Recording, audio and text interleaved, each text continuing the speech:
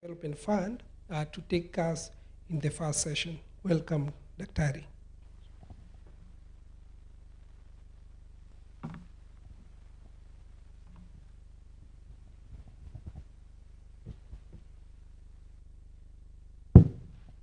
So good afternoon.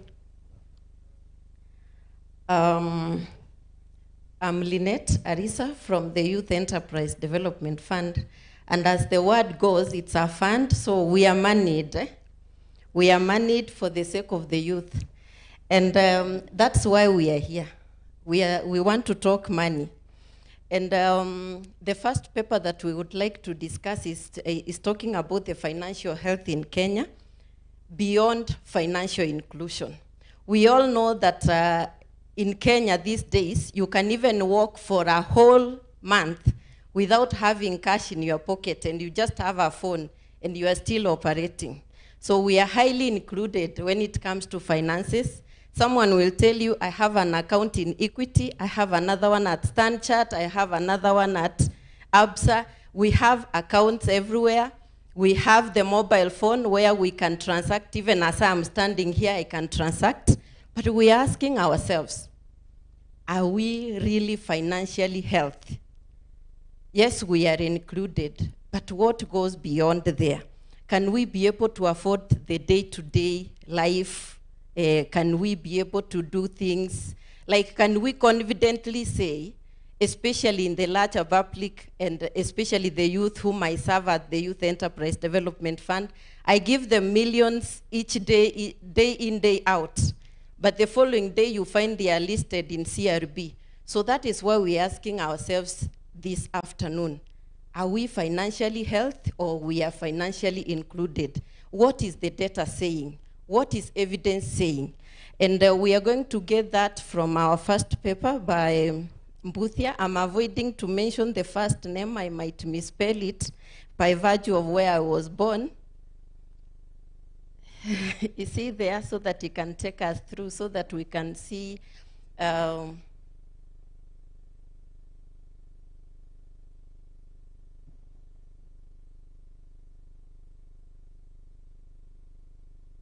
was he supposed to be online, virtual? Oh, okay. Let him be connected.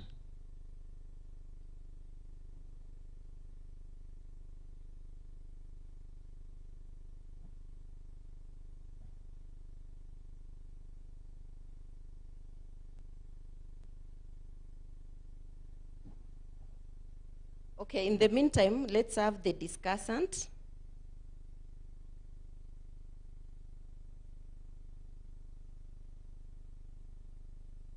Dr. Rosling.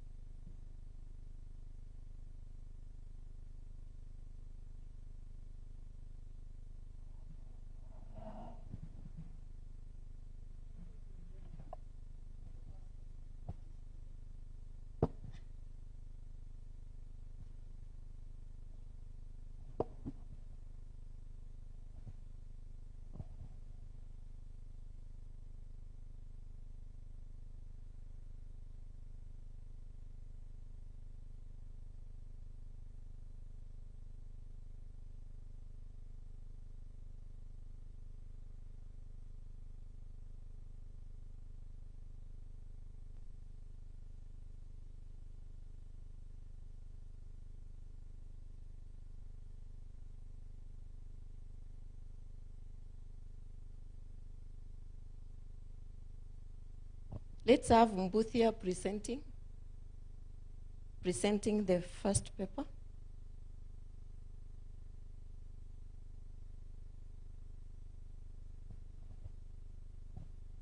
Thank you. Kindly confirm that I can be heard. Yes, please. Thank you very much. I want to present this paper. Let me share the screen. My name is June Linex Budia, and I'm joining from California. It's quite too early, but I'm glad to be here. I cannot be able to present my screen. Maybe the ICT could.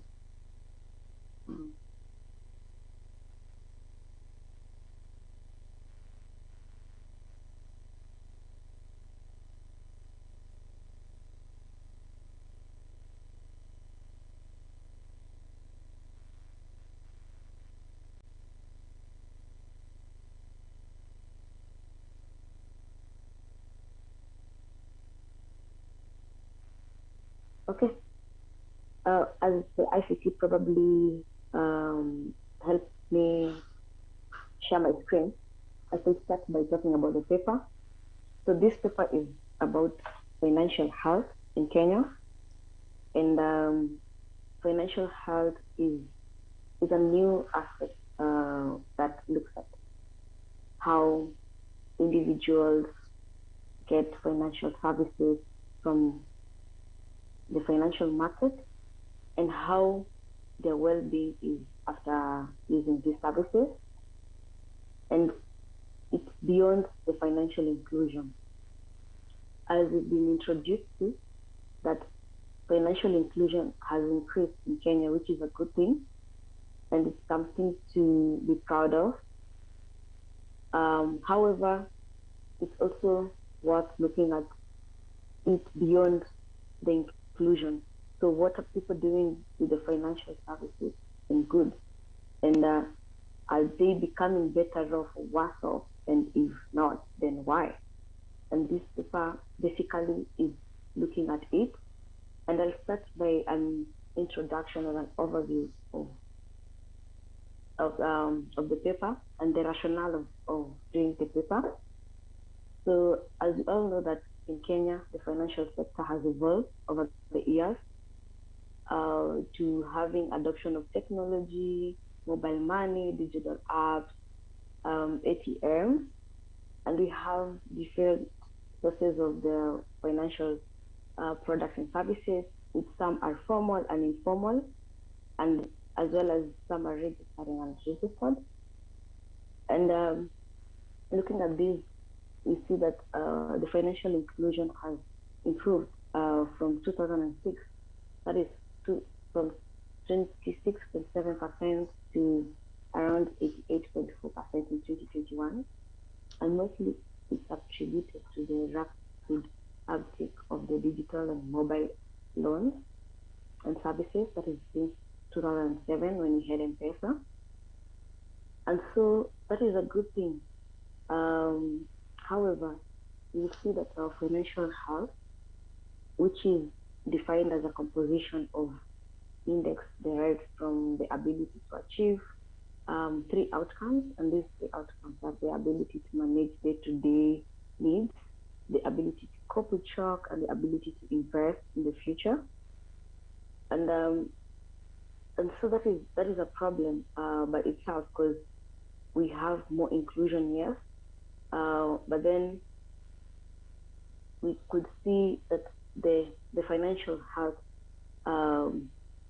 it's declining, and so this paper seeks to investigate what are these determinants of this financial health, and could it be that the source and the source of the financial services, could it be correlated and could it have any influence in determining the health of an individual?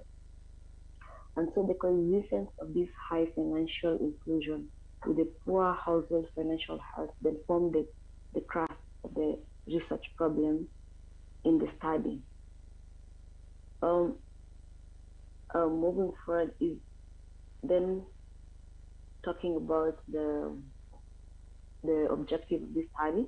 As I mentioned, it's hypothesized that the choice of the financial sources contributes to the financial health.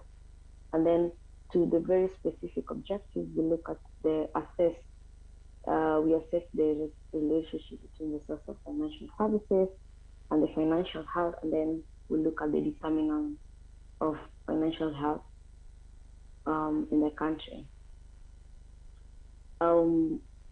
We look at this paper is based on theoretical literature and backing, and one of it is the efficiency of the financial market.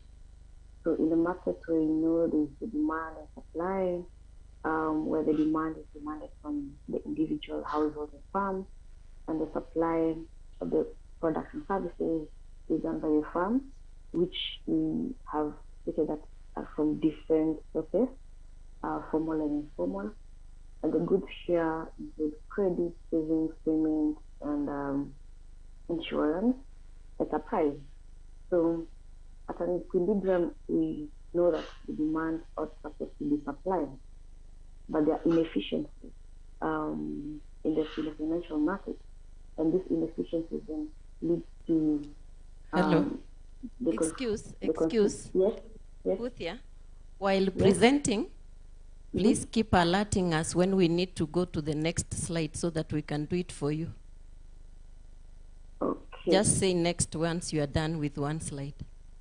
Okay. I can see from the screen that we are in the introduction slide, right? Okay. Yeah.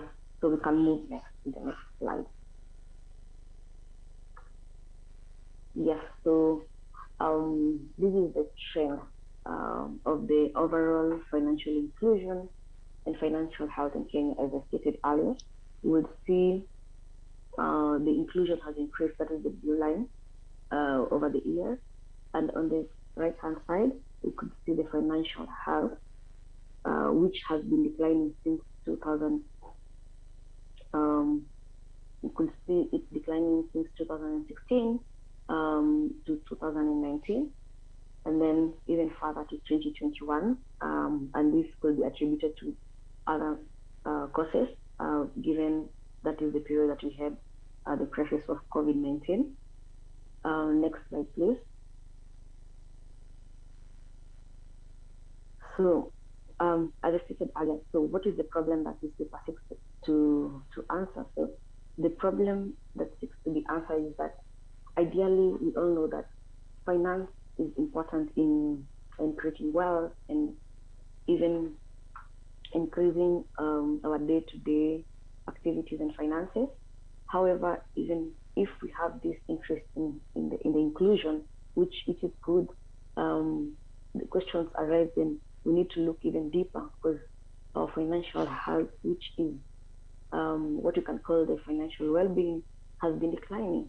And so there's a problem. And we need to look at their relationship between the inclusion and the health, given that they're going on a different direction. And if yes, what could be creating this?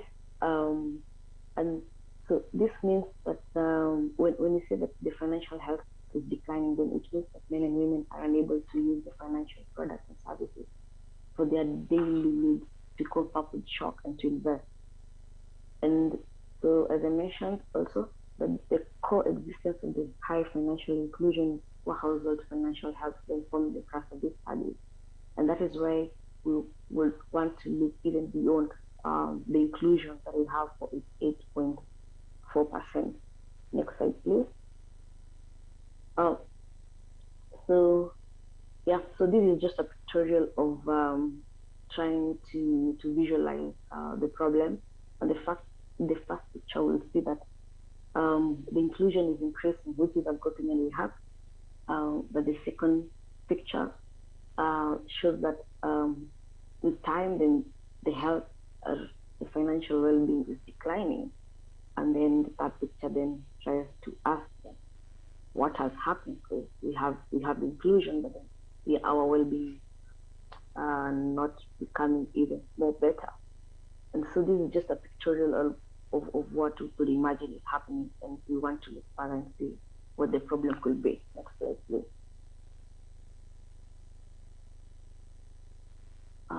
Yes, so then from that, then we have the objective of this study, and the objective of this study then hypothesize that the choice of the financial sources will contribute to the individual's financial health, and specifically to assess the relationship between the source of the financial services and the household financial health in Kenya, and determine or estimate the determinants of financial health in Kenya. Next slide, please.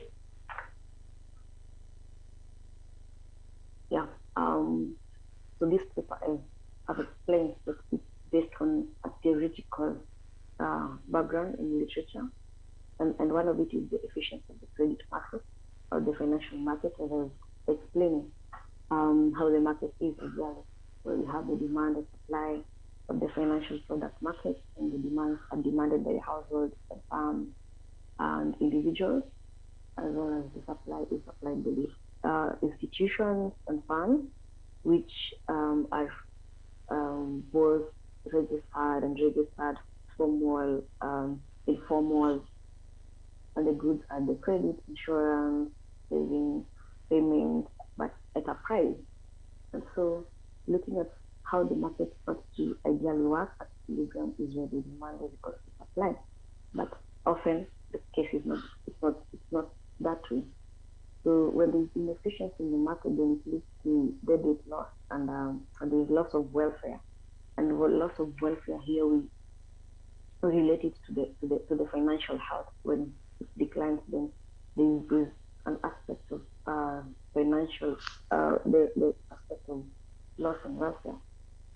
And so, according to Levy in 2002, 2005, showed an evidence that there's inefficiencies in financial markets, and especially when it's caused by the information asymmetry and transaction costs. So these are some of the things that will make the market not increase efficiency. And also, the paper relies on it's backed on a theoretical literature from Stiglitz and Wesley on the credit rationing theory, which basically also tries to identify the financial gaps and the informal asymmetry, information asymmetry, and then leads to the problem of moral hazard and adverse selection in the market. And this is just a background of explaining the rationale of this paper and trying to explain what could be happening in the financial market. And next slide, please. So the theoretical framework used or employed in this paper is the one of the random utility, and we know that for random utility. Hello, Mbuthia, you have 4 minutes. Yes, thank you. We know that for random utility model, we know that the consumer is rational and will choose an alternative of a financial source that will derive the highest utility. And so having this framework, then it's a basis for the paper. Next slide, please.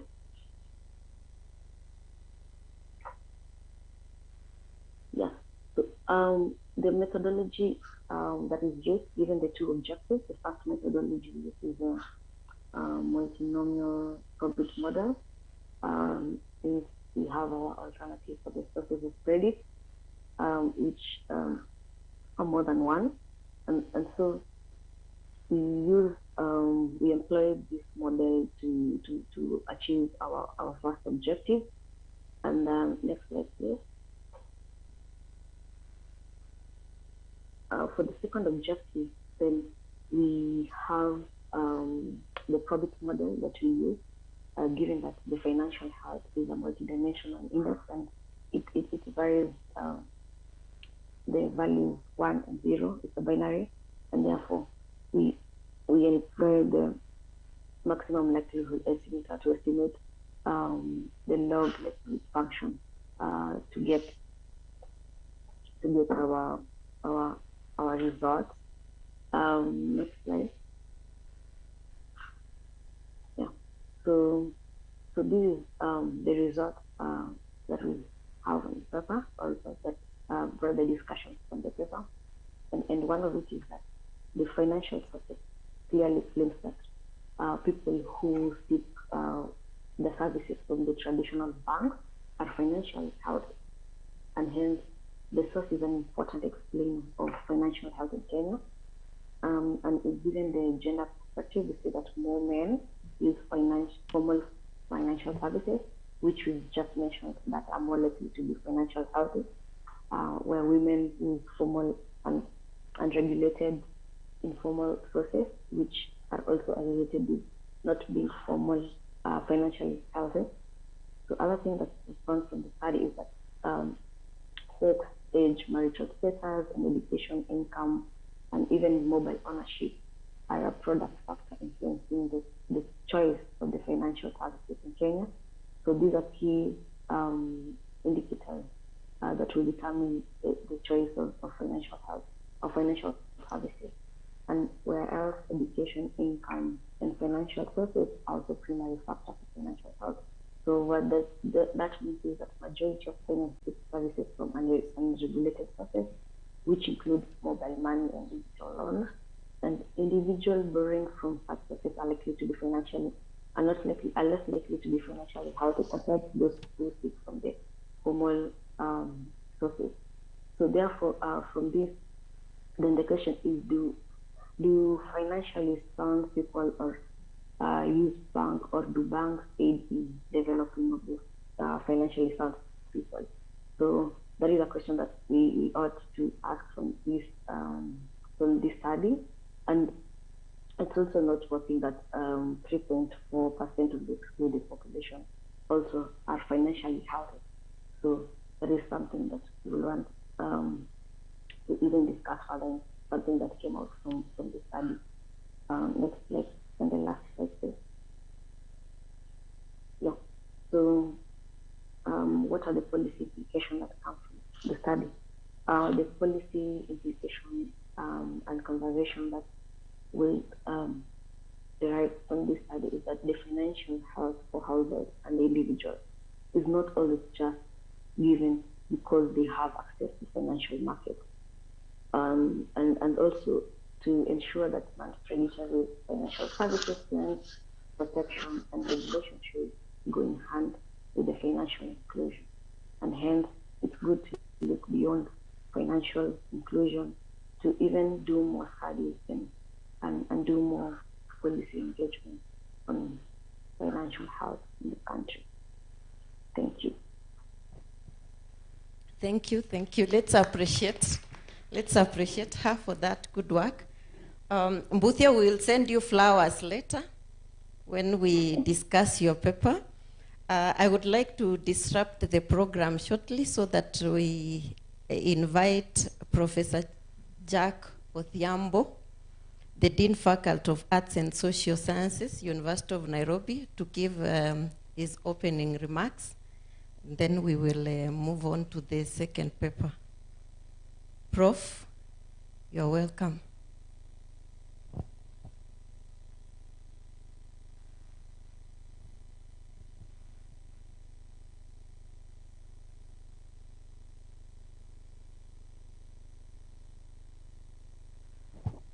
Thank you, and good afternoon, everyone. Welcome to the University of Nairobi. The Vice Chancellor is not able to come, so I will do his part on his behalf.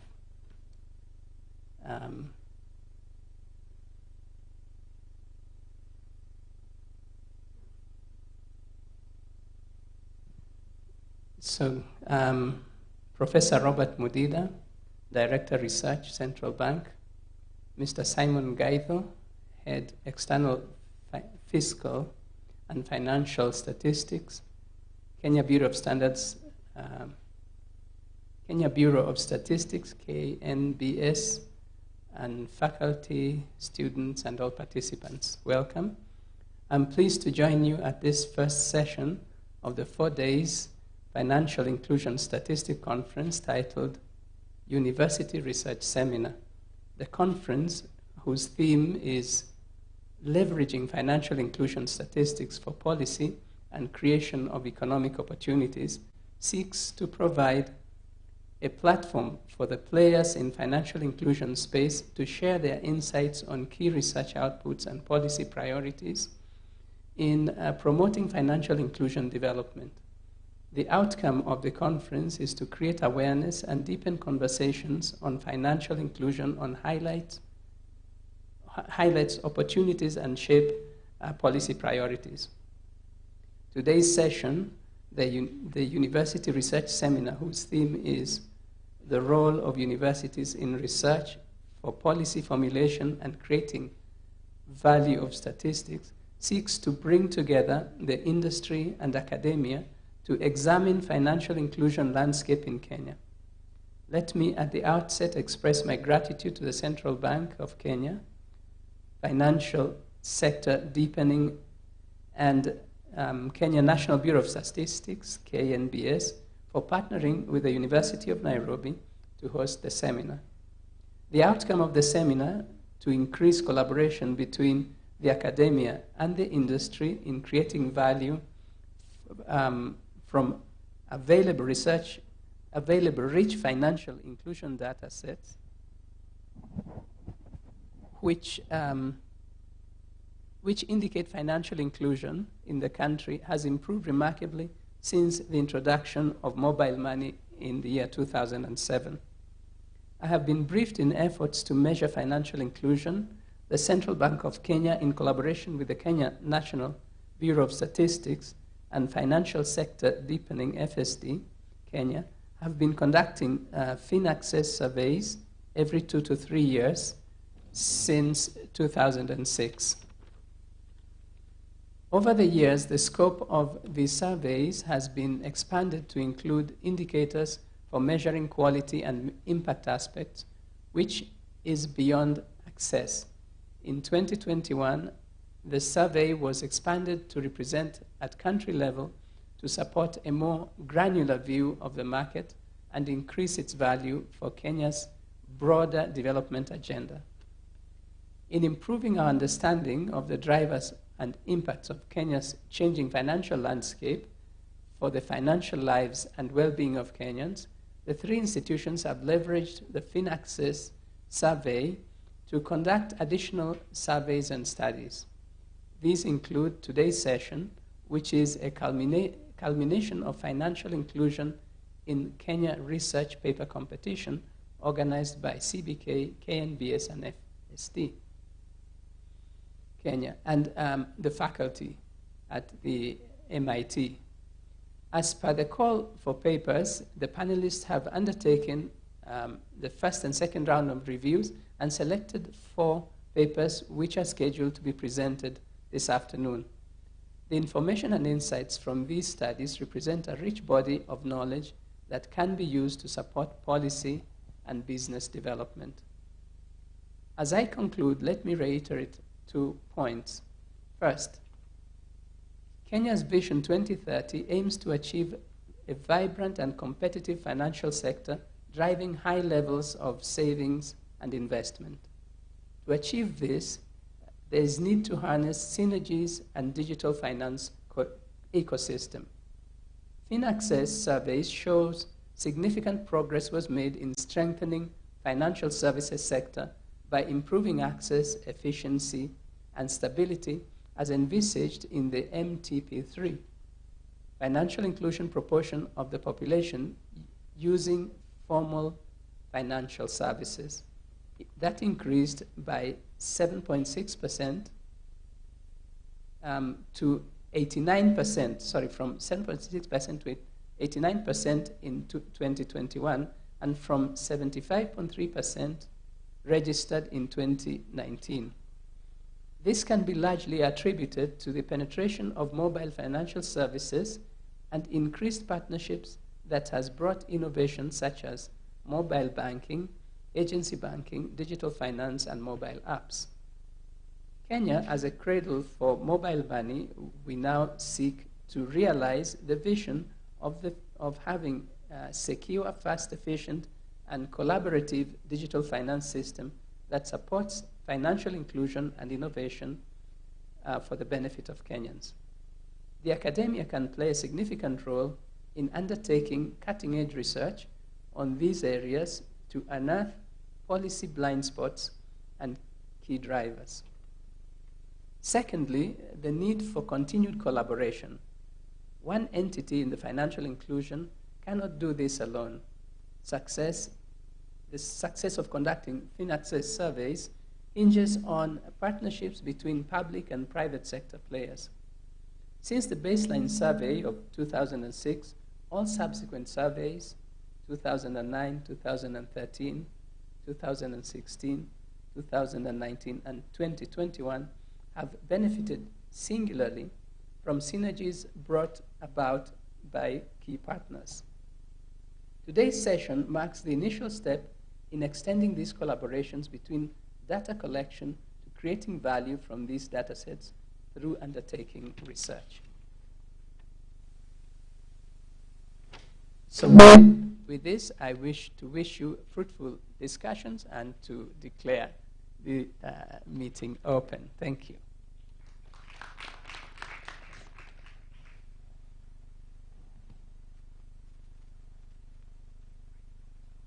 So may I invite Professor Robert Mudhidha from Central Bank to give his speech.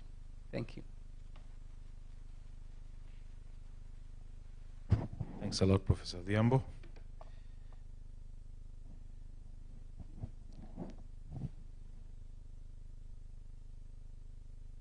So ladies and gentlemen, good afternoon and also good morning. I think there's some people joining us from across the world. So it's a great honor for me to come back to a place I called home for many years. I was a student at the University of Nairobi for many, many years, did my undergrad studies and part of my graduate studies here as well. And I was also a lecturer here for 6 years, between 2004 and 2010. So this is a place I really consider home. So I'm very, very comfortable here. And even when I was coming in, some of the people told me, well, they're from different departments and so on. And it's very, very exciting always to be in this kind of forum. And then to add to that, something else that I was very excited about was that Professor Jack Odhiambo was my teacher for very many years. So he gave me very solid foundations in critical areas. Yeah, so it's really a tremendous pleasure to be here. So this time, of course, I'm here more as a partner in furthering the research agenda on financial inclusion.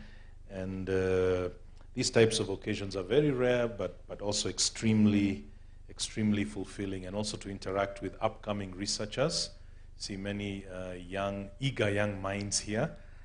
So hopefully from our sort of deliberations, we'll be able to get you excited about some of the really emerging areas in the space of financial inclusion. So I begin by thanking the Vice Chancellor and entire management of the University of Nairobi for accepting to co-host this seminar. Of course, Professor Odhiambo, who's representing the Vice Chancellor here. So this is the sort of the first event of a 4 days financial inclusion statistics conference, which will run from 8th up to 11th. So we have really a very, very exciting program over the next 4 days, beginning at University of Nairobi, then at some point, I think, moving to the Kenya School of Monetary Studies. I also wish to thank all the students gathered here, drawn from different universities, who've come to listen to research work by their peers in this topical subject. As I say, because of my long affiliation with the university, over many, many years, I'm always very, very much at home in a community where you have faculty, students, you know, and in addition to that, we're here also, of course, to listen to research work and research tips by Professor Christopher Yankee of the University of South Carolina, Professor Tavneet Suri from the MIT Sloan School of Management. I think both those are very, very accomplished scholars. They're going to give us profound insights in this area. And I'll just say that this, more broadly, is a historical milestone in the world of research, where academia and industry congregate in one room to talk about research and its role in influencing policy. So this nexus between research and policy, I think, is a very profound one, because you want policy as much as possible to be evidence-based. So then you need good researchers who are able to produce sort of insightful output that then policymakers can draw on in many critical areas. We're also very indebted to our partners, the Kenya National Bureau of Statistics, and who provided data sets, and also FSD Kenya. I see some of their representatives here, okay? And whose research experience in the financial inclusion space remains unrivaled across the continent. So I'm sure you've come across a lot of work, very profound work that FSD has done in this particular space over many, many years. But also we've come across many exciting data sets from KNBS. I'm sure we've been interacting with them as scholars, students, and so on in many different capacities. So today's seminar, ladies and gentlemen, is a culmination of about a 9 months journey since we put out a call for papers, where we invited postgraduate students and faculty to participate in a competition, financial inclusion competition.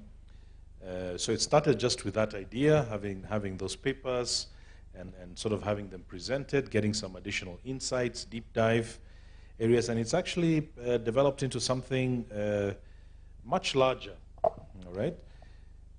So we get those insights, but then you have many, many other critical and insightful sessions to be able to accompany this.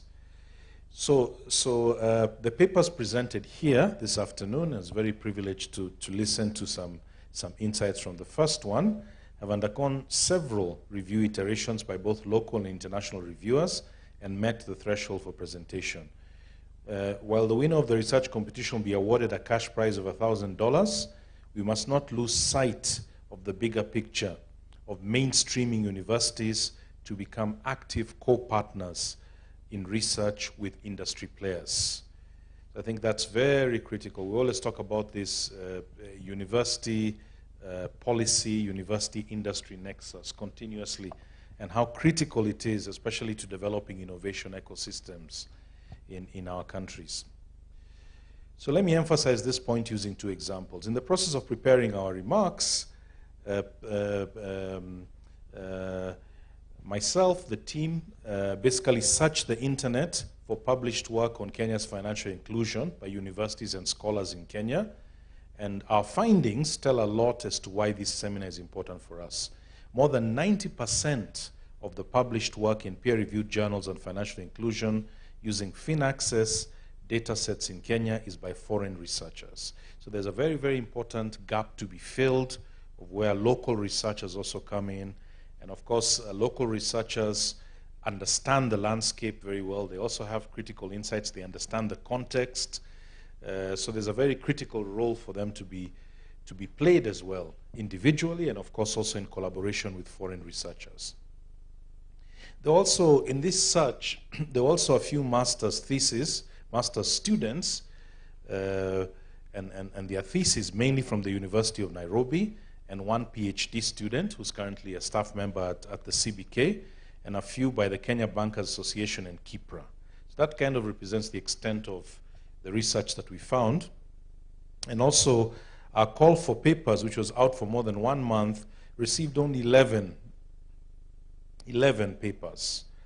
You'd have expected, with this being such an exciting upcoming area, cutting edge area, would have probably received many more. So just says there's a lot of work to be done. And only 4 of the papers which are being presented here today actually met the research criteria. Lastly, the call for expressions of interest for FinAccess deep dive consultants by FSD Kenya in 2022 attracted less than 20% of local researchers, with only 1 consortium of 100% local researchers winning the bid. So this calls into question linkages between academia and industry in terms of collaboration in research. So just saying there's a very important gap that needs to be filled. Turning now to the thematic areas of the seminar today, allow me to give some background information. The Central Bank of Kenya, in collaboration with the Kenya National Bureau of Statistics and Financial Sector Deepening Kenya, have been conducting financial inclusion household surveys called FinAccess surveys every 2 to 3 years since 2006. And if you want to read the report of the latest one, it's also available. You can get it online. Extremely insightful, highly recommended. I think you'll get many profound insights about the financial inclusion landscape. So I highly recommend, if you're interested in this space, that you look at them and sort of even look at the evolution over several years.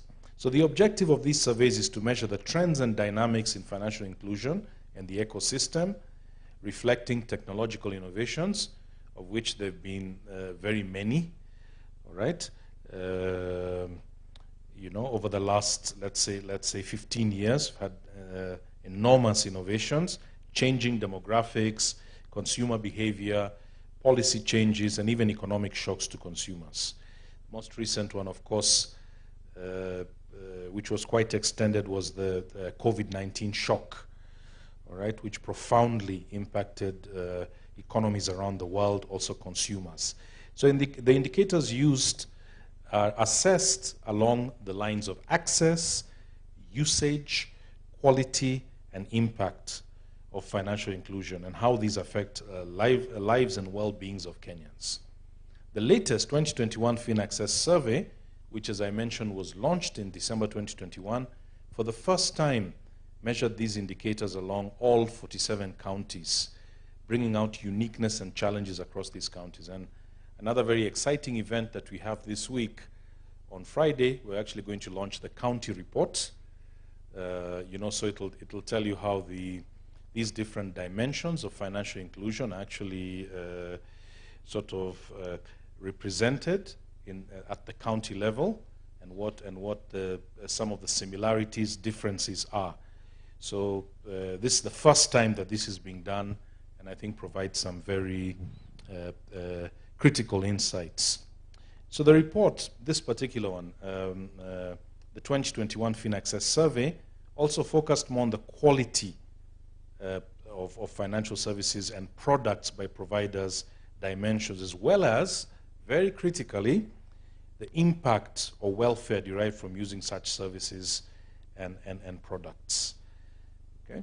In fact, this financial health, subsequently there was a lot of interest and discussion on the financial health dimension, and even recently, a few weeks ago, there was a very insightful workshop that was also held by key stakeholders, together with KNBS, FSD, CBK in Naivasha, where they interrogated this more. But just saying, arising from the FinAccess 2021, already there were a lot of interesting dimensions that needed to be explored further. So I'm happy to note that 2 papers in this seminar, as well as the main conference, have attempted to disentangle some of these concepts. The top-line findings from these surveys continue to provide an opportunity for policymakers and researchers to extract value from these survey data sets. It's against this background that CBK, KNBS, and FSD Kenya launched a series of activities basically related to these data sets to promote the financial inclusion objectives. Critical among these was deep dive studies, because as you get one data set, you analyze it, then sometimes further questions arise, more nuances that you hadn't seen before, that you realize are important also come up. And so that was the idea also behind the deep dive studies. So other initiatives, of course, include basically tracker surveys on micro and small enterprises, a FinAccess County report that I've talked about, and today, this session on financial inclusion in Kenya, in the Kenya Research Paper Competition. The output from this series is going to be presented this week at the inaugural Financial Inclusion Statistics Conference. Ladies and gentlemen, I wish to reiterate that there are immense partnership opportunities in research as the world strives to find solutions to emerging challenges. I believe that such a competition for PhD students and faculty that we have today provide an avenue for spotting such opportunities. Hence the theme of today's seminar, the role of universities in research for policy formulation and creating value for statistics, is extremely critical. So some of the research questions that come to mind from this seminar, just things one can be thinking about. Why a large proportion of the adult population in Kenya is still excluded from any form of financial services, despite Kenya having had a head start in adopting technological innovations. So what is it that researchers, what is it that we're not seeing? What trends are we not seeing that researchers could bring out so that we could achieve 100% financial inclusivity? Secondly, what is the future of traditional banking and use of cash in the economy? When you look at the FinAccess survey, there were some very interesting trends in the most recent one brought out on this comparison between traditional banking, use of cash, digital finance, and then with the rise of digital finance, is digital finance the new normal in driving the economy? With the COVID-19 pandemic, many people started talking about the new normal in many different spheres, all right? Economic spheres, the geopolitical sphere, and so on. So it's a very popular idea now. What's the new normal? So is the population well prepared to use financial services and products responsibly? Who is taking care of the vulnerable in the use of financial services and products? So whenever we think of quality of life and improving the quality of life of the citizens of a country, you're always thinking about the vulnerable members of the population and how they are impacted. So that's a critical question. And fourthly, the nexus between financial inclusion and financial health and its exposition to rigorous research inquiry so as to inform policy and industry players. I told you we've been interrogating this already in the last few months, and we've had very exciting debates in this area of financial health that I say culminated in a very interesting workshop a few weeks ago. But I'm sure some of those insights as well probably will be discussed in the next few days.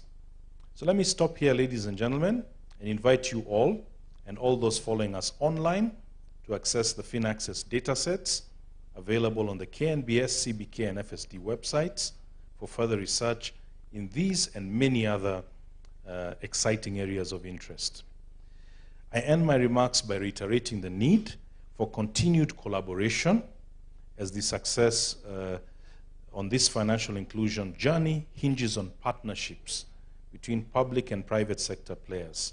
The university fraternity is a vital part of this journey to success. I thank you and wish you a very intellectually engaging seminar. Thank you very much. I think we've not appreciated them well. Eh? We need to try and appreciate them better. So let's do 5 factorial. How many of you went to the maths class? I think all of us did, eh? Even if some of us failed or did not pass well, but 5 factorial.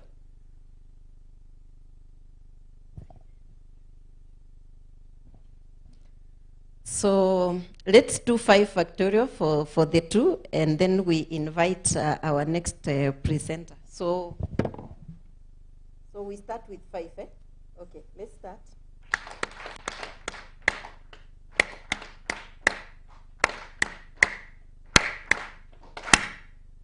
We appreciate you. So let's have Simon Gaitho, Head of External Physical and Financial Statistics at the Kenya National Bureau of Statistics, to give his address.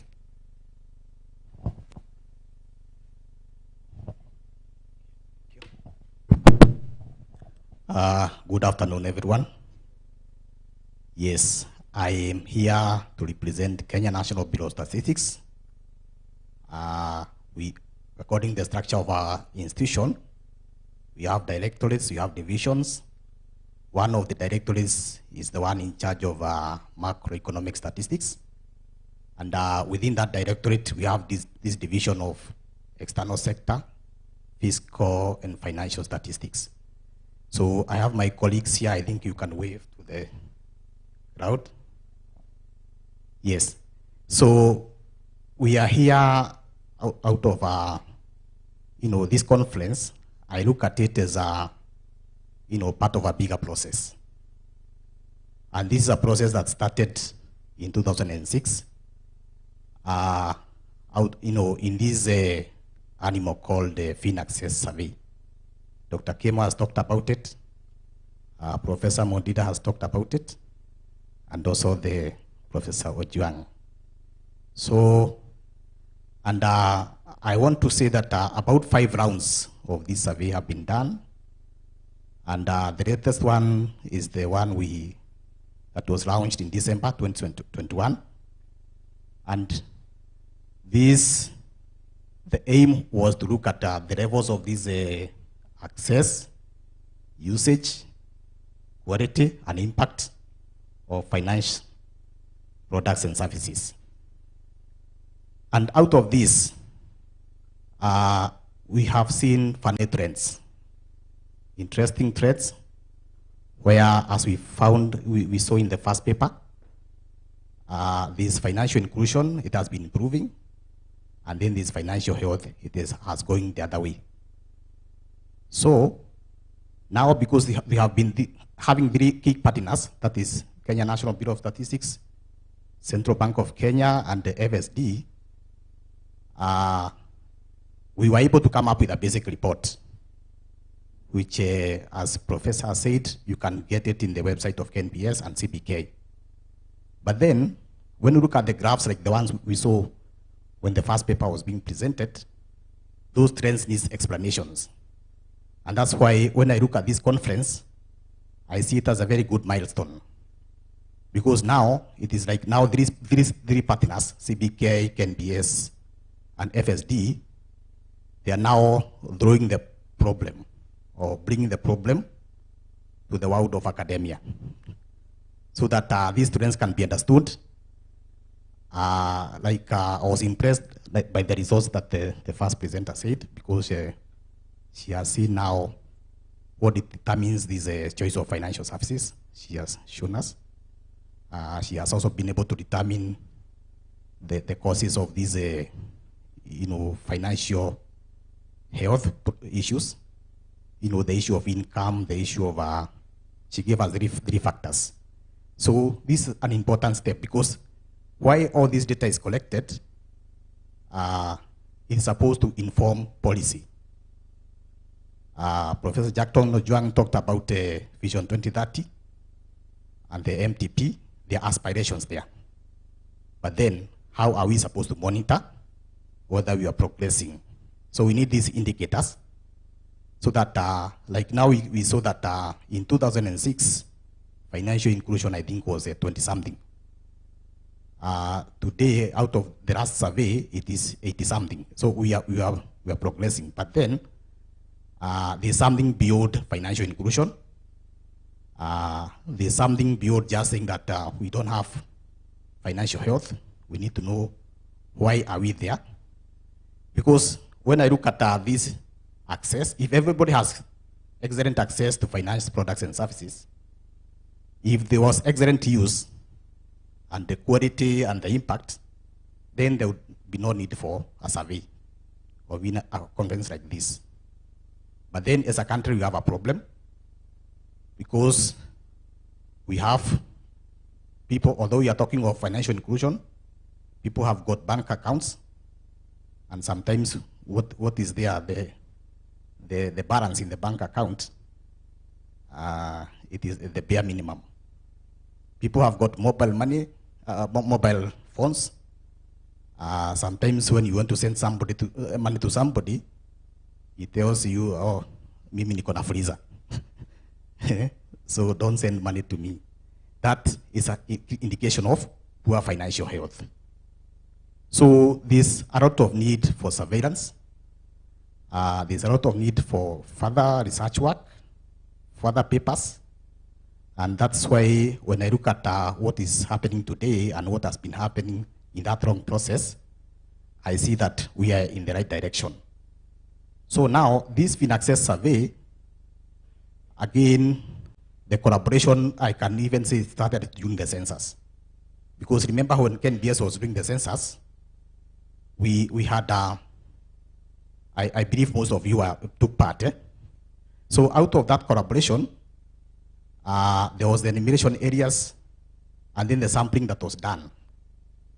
And this actually is what enabled this survey to be done. And, but now this could not be done by KNBS alone. So the issue of collaboration, in terms of putting together the finance resources and maybe even the logistics and the content of the survey, has been mainly between the three partners. But today is like now we are putting these FinAccess issues to a bigger set of partners so that we include now this world of academia. Yes. So I don't want to talk much because other speakers have said most of it. But I want to look at this process as a way of feedback so that when we look at now the way these papers are presented, I believe it can inform the next round of FinAccess.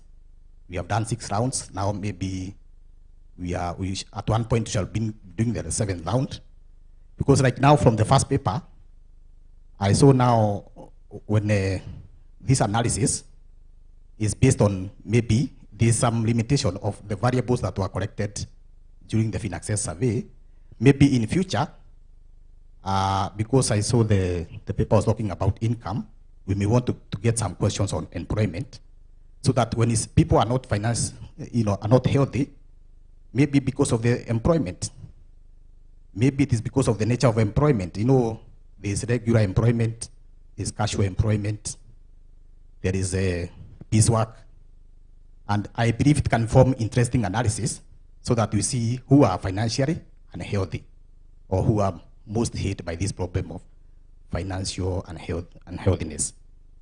So, and again, now these collaborations, I believe in the next round, maybe we shall not be talking of just the CBK, KNBS, and the FSD. We shall see more of the universities so that we can tackle these challenges. And at the end of the day, the Vision 2030 goals, the MTP goals, can be realized. And if not realized, they can be monitored, they can be evaluated, so that we are able to inform policymakers where are we in terms of these indicators. So I want to terminate at this point and to welcome you to this discussion. Thank you.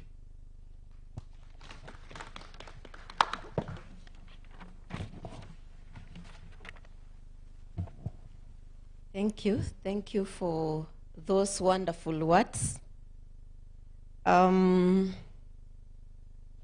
Sometimes we keep saying affirmative action, and then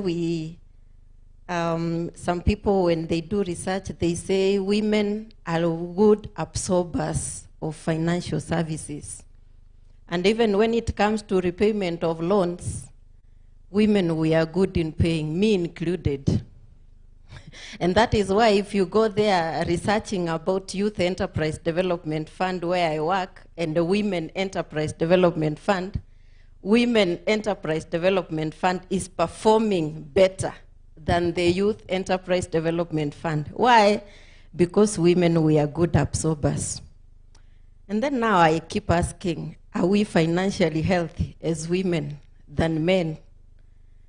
I don't know. And that is why I would like to invite Davis to explain to us whether we need, especially on digital financial services, do we need to bring out services that are affordable and customized for specific gender? so that we can have M-Pesa for men, M-Pesa for women? Or how can we make it friendly so that we can all be financially healthy? So I would like Davis to take us through that so that we can realize, according to the FSD data set, do we have a gender gap? Are all genders represented in the, both in utilization of digital financial services and being financially healthy? So let's have, in the next 15 minutes or less, let's have the paper on the nexus between digital financial services and financial health. You can load it so that we can have him present.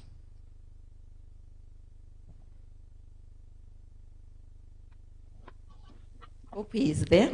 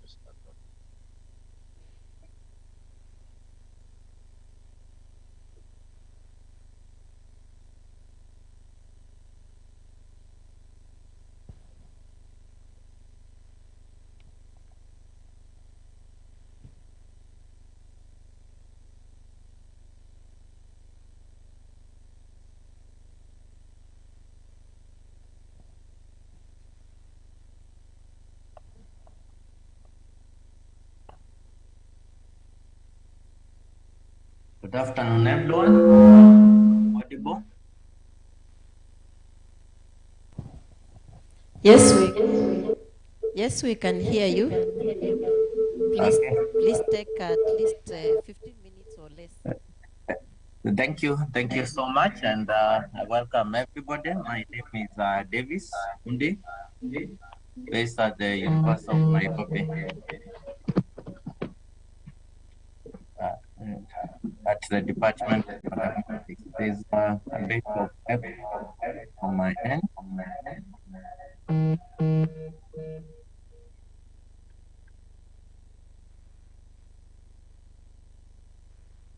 Okay, so today we want to consider financial health and nexus with digital financial services. I think I can be heard. If you are logged in and you are in this room, kindly log off or you mute so that we can avoid the echo. Yes, David, can you try so that we can hear the quality now? Pardon? Continue. Okay, I can request the one presenting to click on to make it a little bit more maximum for the others to view. You go to view and then you click full screen mode, then view, full screen mode. Then it should be easy for the others. So we can move to the next slide. And what we know is that all over the world, as it has been mentioned, people have always been struggling financially. And one thing people have always tried to do is to get to a position where they feel they have the financial health. And we are going briefly to look at what that means. And definitely in the process, this has a lot of effect in their lives. So today, we are thinking about digital financial services, and Kenya is a global leader in that field. What has it done? FSD has been mentioned before.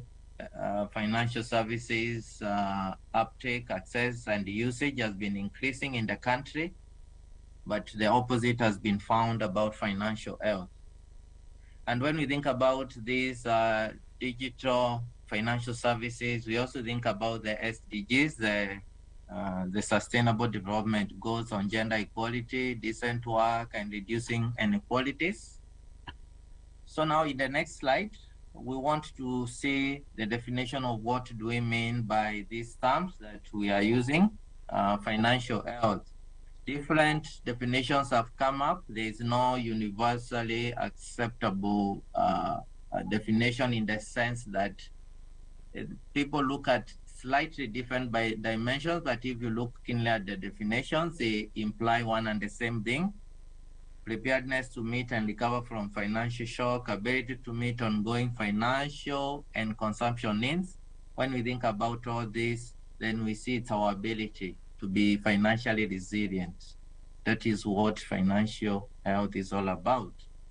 When we think about DFS, it could be credit, savings, payments, and mostly delivered through digital channels. It could be online, go to a website, or through mobile phones.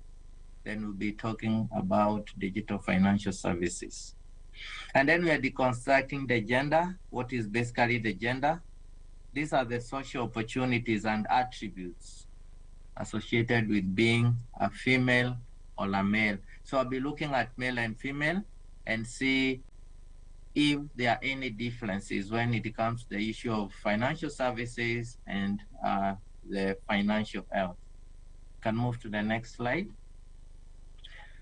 So the key issue here is we want to look at use of the increase in DFS utilization and also the decline. And then we find out what is the relationship between these two and where does gender come in. So we want to deconstruct that gender gap. And then you look at the nexus between DFS and the financial health. I have 3 questions to do that. One of them is to look at how gender modulates the relationship between DFS and financial health, and also looking at the gender gap that exists in this relationship between DFS and financial health. And then also recommend some policies that can help us to be able to put these two together. That is financial health and digital financial services utilization. So when we move to the next slide, we briefly look at some of the literature, just a few of them. I touched on a few. We have one study in America that showed that 57% are not financially healthy, meaning that only 43% of the citizens are. And also in Canada, those who had a score of 66%, differences or disparities were noticed between individuals, social groups, and even regions in that country. And then when we come to our our country, we have seen, according to the FSD survey, the FinAccess survey of 2021, an increase in access to finance, but a decline in financial health. That has been mentioned before. And also the issue of being financially resilient, which is linked to financial health, is from a low of 16% to a high of 94%. And this also again varies between continents and countries. And so these differences are being found to be there among these different parts of the world. When you move to the next part, we know that mobile money, that is a fact, has really been moving fast. It started well in Kenya, it's still moving on well, and it's being adopted in other countries. And just during the year 2019 to 2020, mobile money-enabled payments increased from 28% to 43%, maybe because there was less use of cash among people, and people tend to use the mobile payments more. And I've seen even that trend even today. If you use the public transport, you find most people still want to use the mobile money to make the M-Pesa to make payments than cash. So it's something that has brought in a lot of changes in the landscape of how mobile money or M-Pesa is used in our country. A study by Sudi and Jack in 2016 showed that the use of mobile money helped to reduce poverty by 2% and increase consumption by 18.5%. So we can see the benefits that the mobile money has in our economy. And the part that was asked before I was introduced is the question of gender. Are women more financially healthy than men? Because they are good in repaying their loans, they are not as good in defaulting as men do. The gender gap still persists for many reasons. We're going to see where the gender gap is by looking at the next part that shows us the methodology or where we are getting the data from. Definitely the data is from the FSD. We're using 22 categorical variables. We have the social demographics, income, education, age, and marital status. We're also looking at gender as a modulator. The response, we have two, the DFS utilization and financial health. We are testing these variables against financial health. If somebody has gone without food, if they save for emergency, they have savings for old age, they're able to manage their everyday. Have they gone without medicine? Money specific purpose, ability to cope with risk. Those are some of the variables we have picked. And also we have also picked a set of variables for DFS utilization to see how much they would predict DFS utilization, loan default, digital savings, active mobile money account, if they own a mobile phone, if they have an active digital account, and if they have a mobile money provider loan. So I have four models. I'm using the Plovich model because the financial health is you're either healthy or unhealthy, yes or no, and the DFS is yes, you're utilizing or you are not. And so I'm using the Plovich regression model. The first model, I just compare the two response variables, DFS and financial health. And in the second model, I'll look at the financial health against the respective variables given there without food, emergency money, savings for old age. And then in the second model, I'll also look at DFS against the loan default, digital savings, active mobile money account. So from model B, I'll pick all the variables that are significant, and then I'll now combine them together, both from financial health and DFS. I'll do some analysis and I'll get a model C. And then from that C, then I'll go to D and introduce the control variables, that is the social demographics. If we move on to the first results, this is where maybe I would want to spend a little bit time on.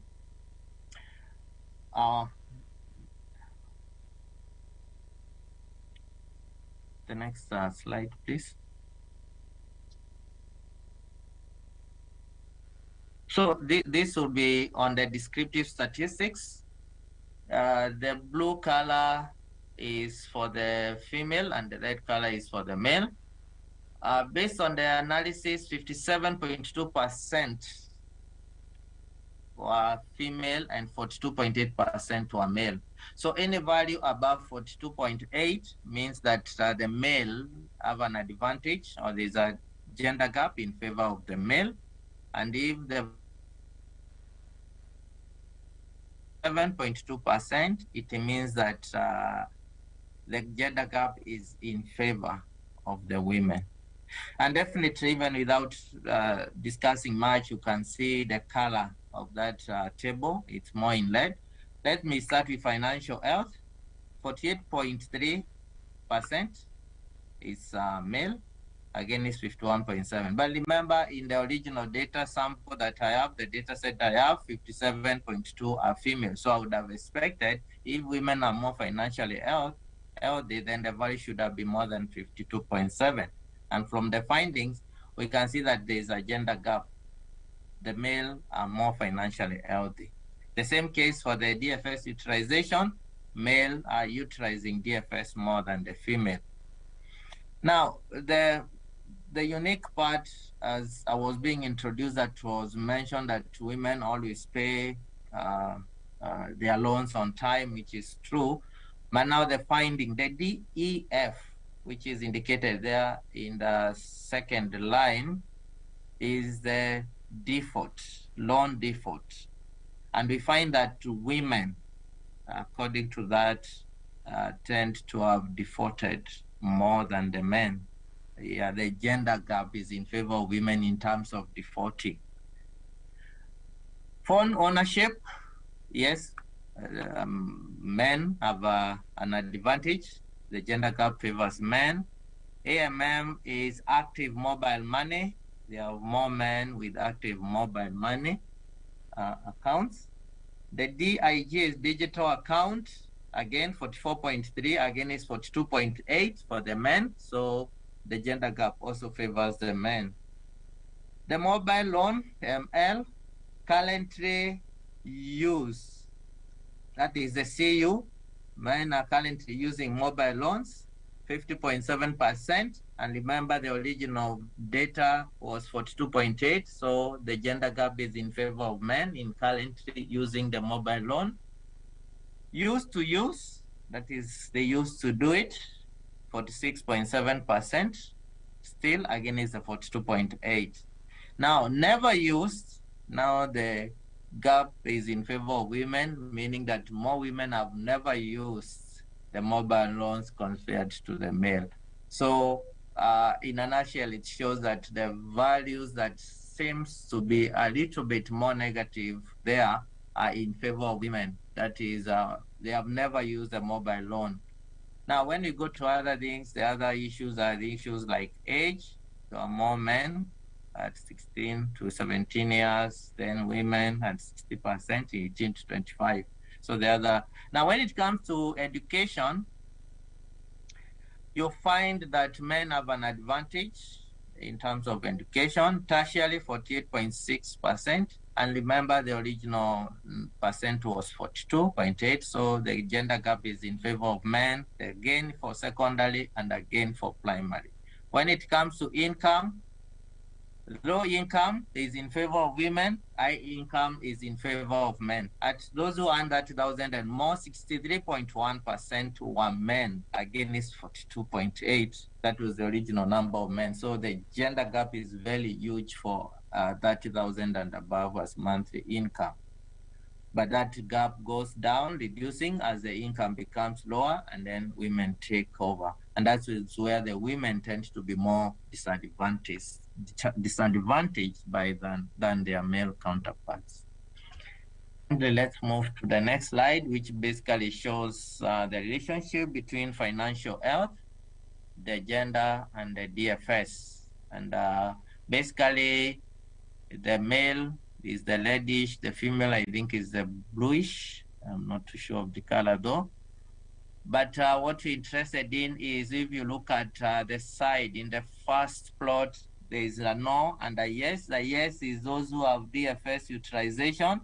So those who said yes to DFS utilization and they were male, they were 61.9% were male who are financially healthy and 56.4% were female who are financially healthy. The same case will apply those who said no DFS utilization.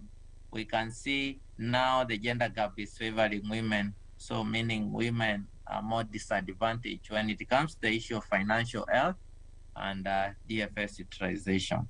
The same case would apply if we were to look at gender. Digital usage, again, is financial health. Those who said yes to financial health, only 27% were digital financial services users for male and 21.3% for female. That is just an highlight of what I found from the data.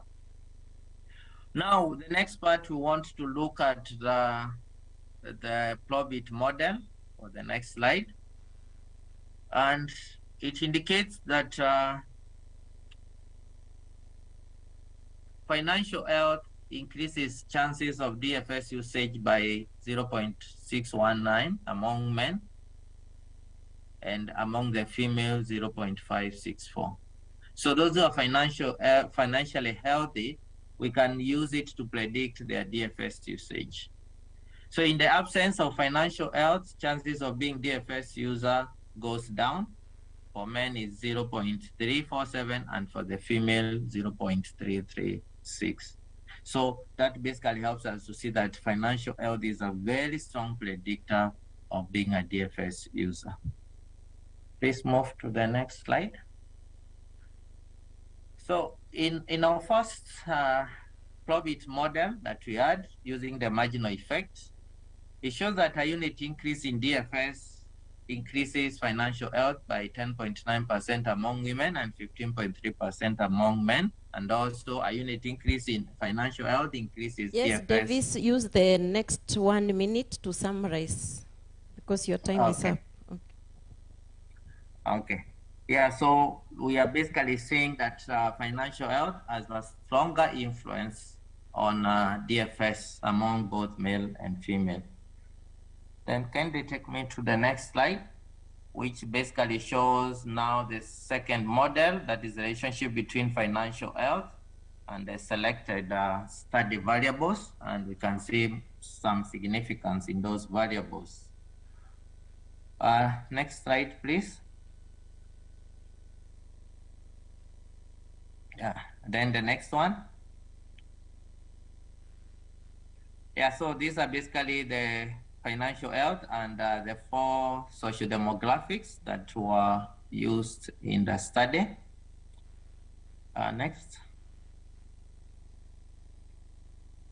Yes, and financially healthy and unhealthy households will cut across all levels of income, age, marital status, and education level.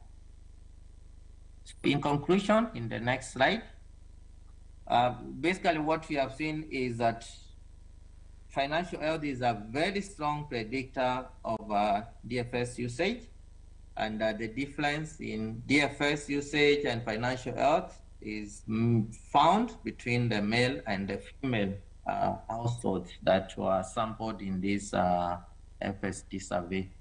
So the last slide, in conclusion of the last part on policy insights. The targeted interventions are necessary for digital and financial skills, particularly for the women. And it's possible to increase financial health outcomes through consumers understanding, or the households understanding their financial behaviors. And also thinking about the issue of mobile phone ownership. Taxes were introduced the other day in our country. Is it possible to have low-end market phones being exempt from taxes? And that would be a very good means to enable people to own mobile phones, because mobile phones are a strong predictor of DFS usage. Yeah. So the last slide, it just ends the presentation. Thank you so much for listening. Thank you, thank you. We will have discussants discussing the 2 papers. We have Daktari here, she's here present, and Louise will join us virtually. So because Dr. Roslyn is here, she will start so that we can hear what she has to say about financial health, because we can see data even disapproving what we know. So that is the good thing about research and analyzing data. Thank you.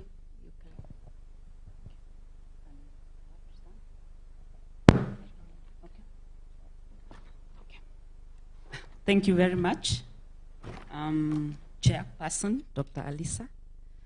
Thank you also the presenters. Mbuthia, first name is difficult to pronounce, and Davis. So I have separate comments for each of them. So I believe that I need to read first for the first paper, then I can go to the next paper. So the paper on financial health in Kenya, beyond financial inclusion.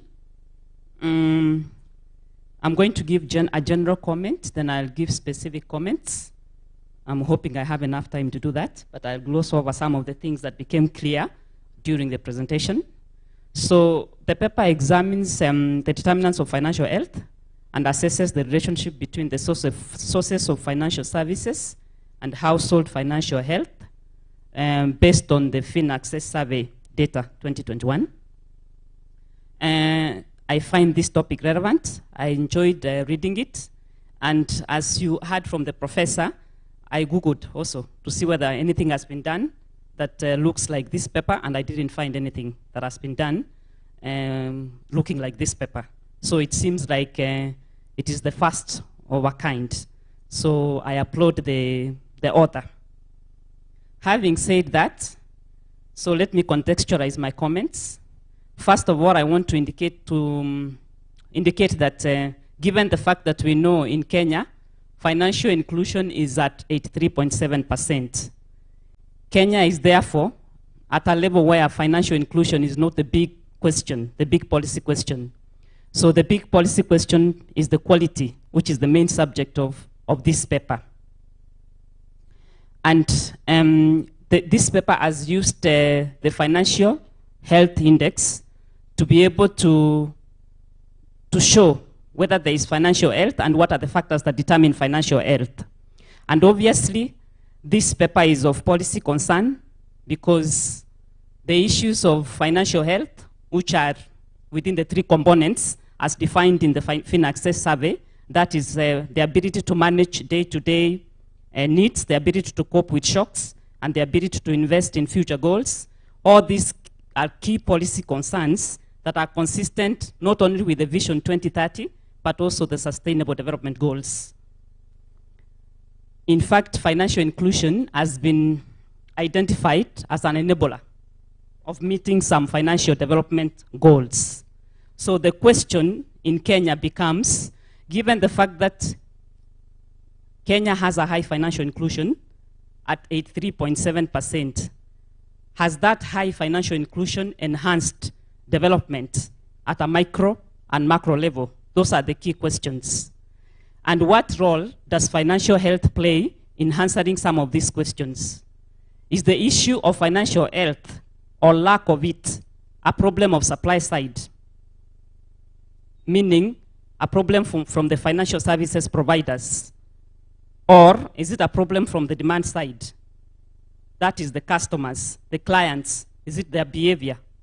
Or is it an issue of policy gaps that we have an issue on financial health, whereby financial inclusion has gone very high, yet we saw financial health declining? So is it an issue of demand side? Is it an issue of supply side? Or is there a policy gap? So to position this paper to answer some of these key policy concerns, I have specific comments.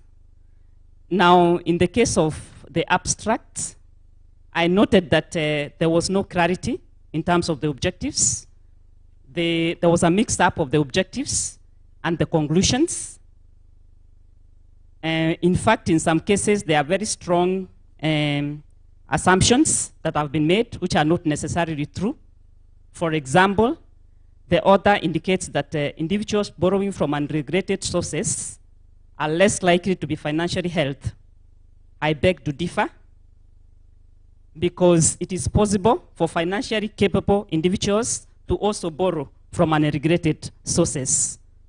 If I ask some of you inside here, because I consider you to be financially capable, relatively, I would find that at least one of you has a Fulisa, at least one. So it means that that kind of blanket statements or assumptions need to be avoided, and that is it right in the abstract. It can be misleading. In addition, the author also wrongly categorizes mobile money and digital loans as unregulated. When I checked the definition of mobile money, according to AFI 2013, a mobile-based transactional service can be, it refers to a mobile-based transactional service that can be transferred electronically using mobile network, and these are regulated. But the author categorizes mobile money under unregulated sources. So those kind of corrections need to be made. or the author can actually define for us what mobile money means and digital loans mean. Of course, I know there are some digital loans that were not regulated before. Now they are regulated under the new law. So maybe the paper was written before the regulation came into force, but mobile money is clearly regulated. So probably the author needs to provide a definition of mobile money in the context of the paper so that we can be able to understand what exactly the author is describing. Then in terms of the introduction, I'm not going to say everything because I'll provide these written comments. I want to go to the key ones. The key one that I found that was quite glaring is that the paper has not contextualized the policy questions that it is addressing, and it has not shown how this study is going to be relevant to the policymakers. I believe that a study of this nature is supposed to provide evidence-based policy recommendations. So it is important for the author to clarify on the policy concerns that the paper is addressing. Then I also realized that the author has not defined financial health. While I myself understand what financial health could be, and I know that as the second Ndwiga Davis indicated, there is no universal definition, but you need to provide the kind of definition that you are using to contextualize your paper. So the author has not actually defined financial health.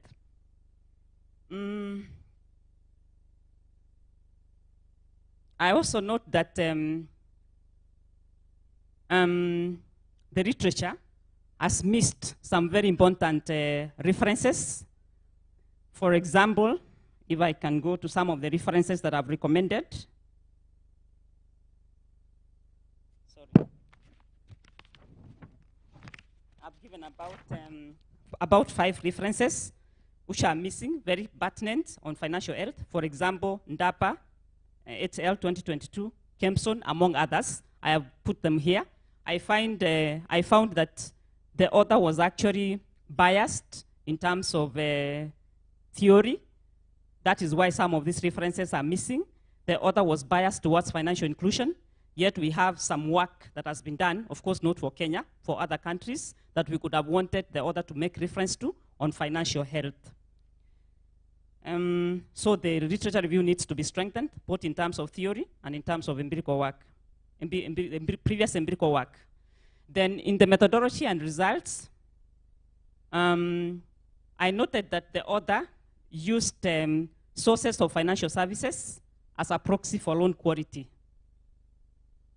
And when I checked some of the FinAccess data, I noticed that there are other better indicators of loan quality, such as non-performing loans, number of outstanding loans, and the debt pattern, even the arrears.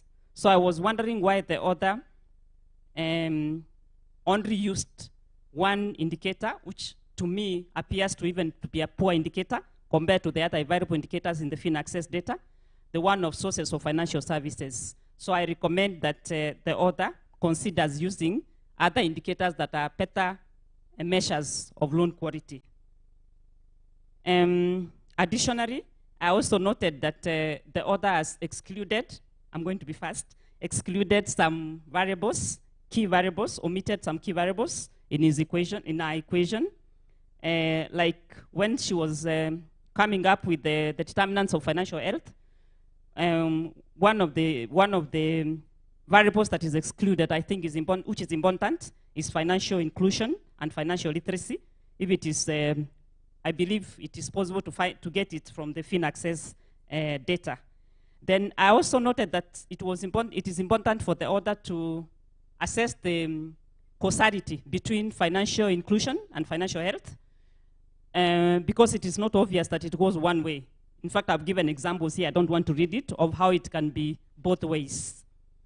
The author has also stated results without expounding them. For example, this one I have to give an example. For example, the author says that when you are married, you have more access to financial services. I want to challenge the author to interact that marital status variable with income and re-estimate. the results might be different. Then in terms of the conclusions, I encourage the author to tease out different results from the study so that it can be different from the conclusions from the FinAccess survey.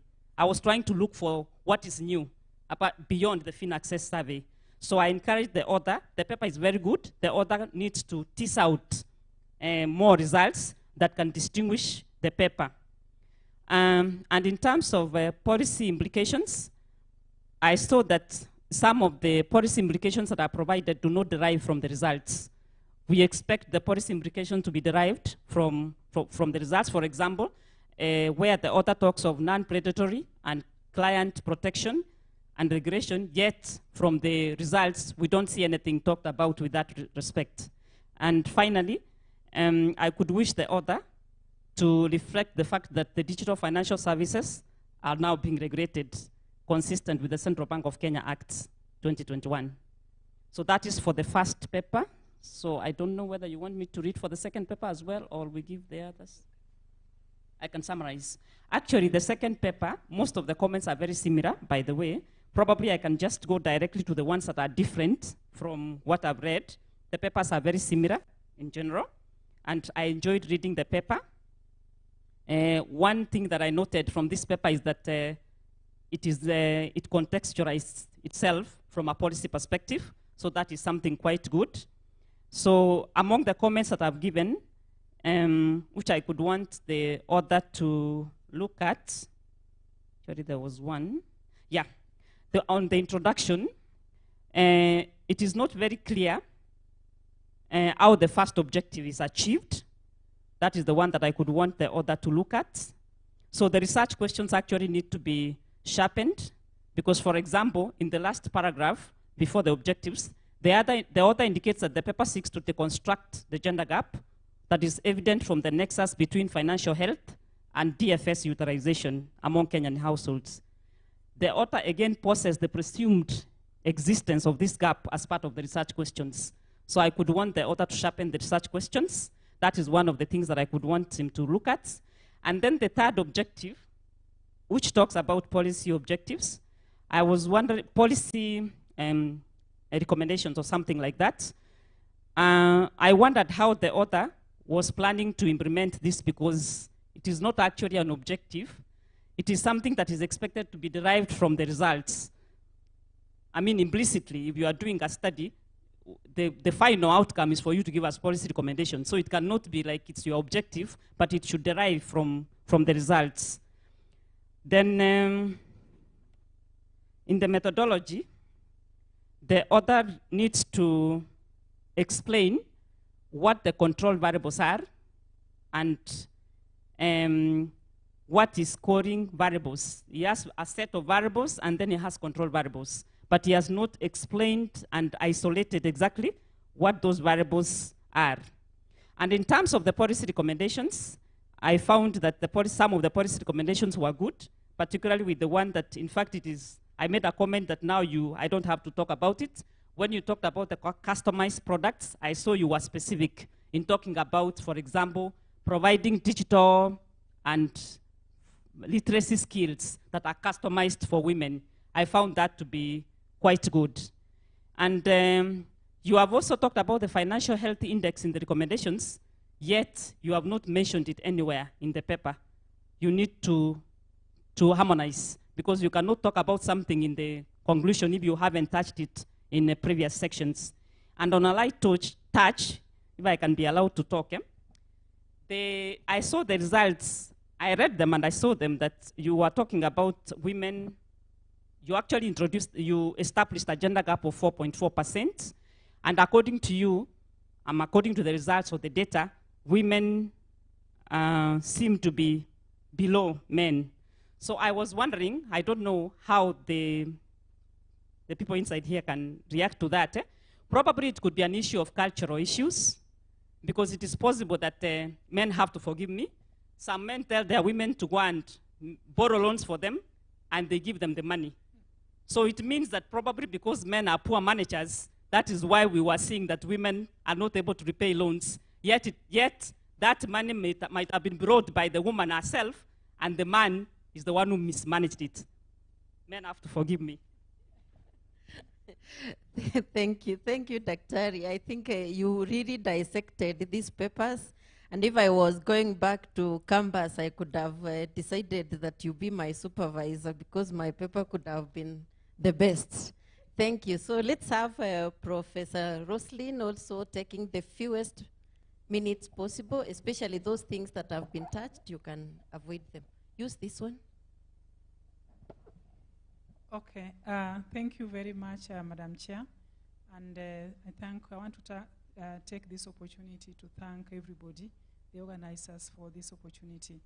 So I'm going to be brief because I think my colleague, Dr. Misati, has touched on some issues. On the first paper by Mbodia, I will also avoid the first name.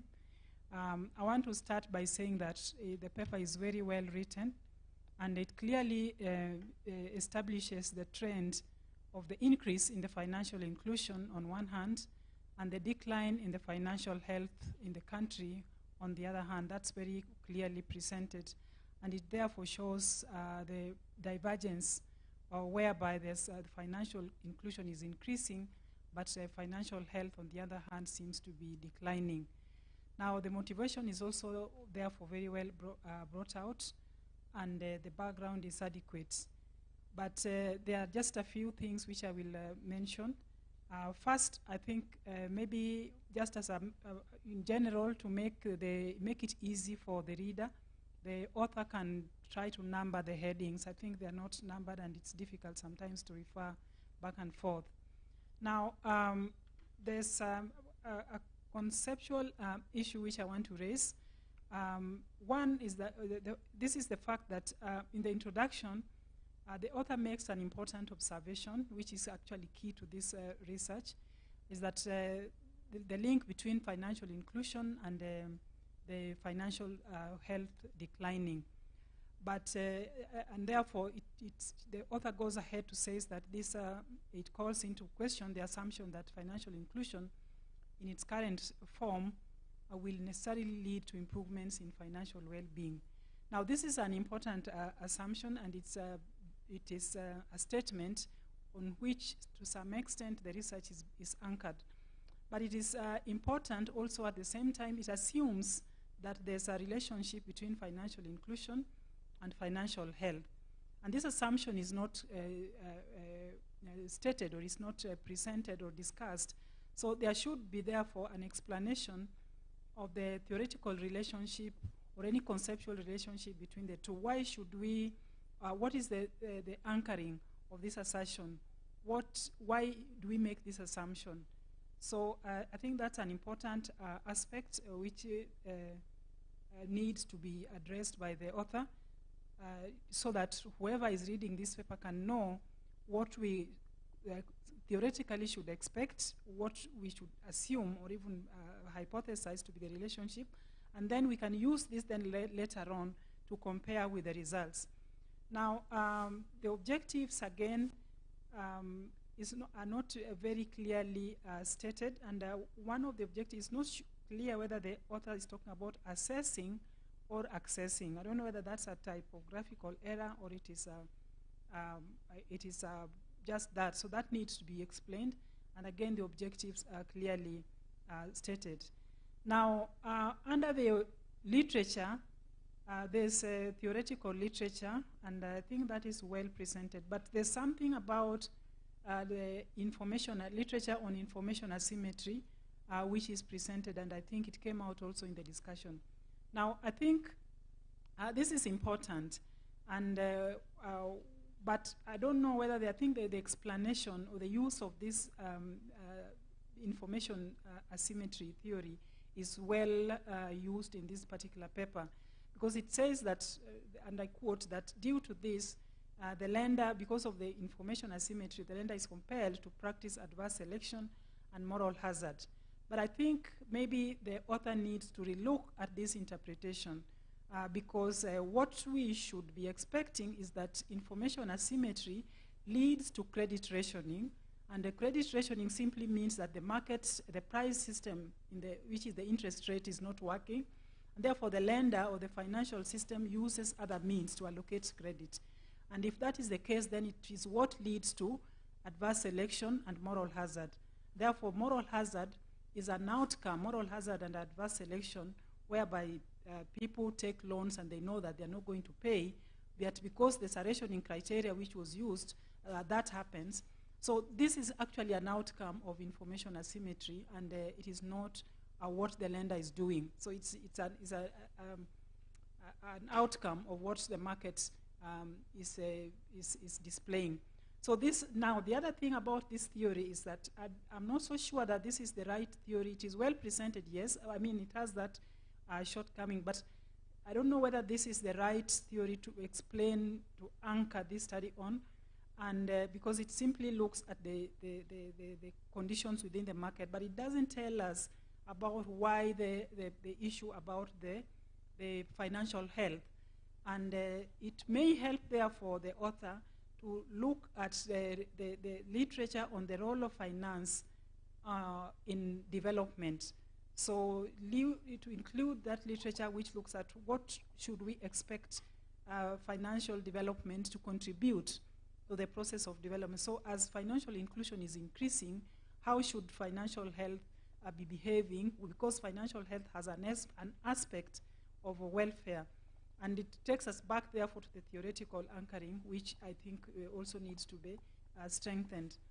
So, so I think those are two theoretical issues which the author needs to address. So then there's also the other issue that some assertions which are made and not supported with literature.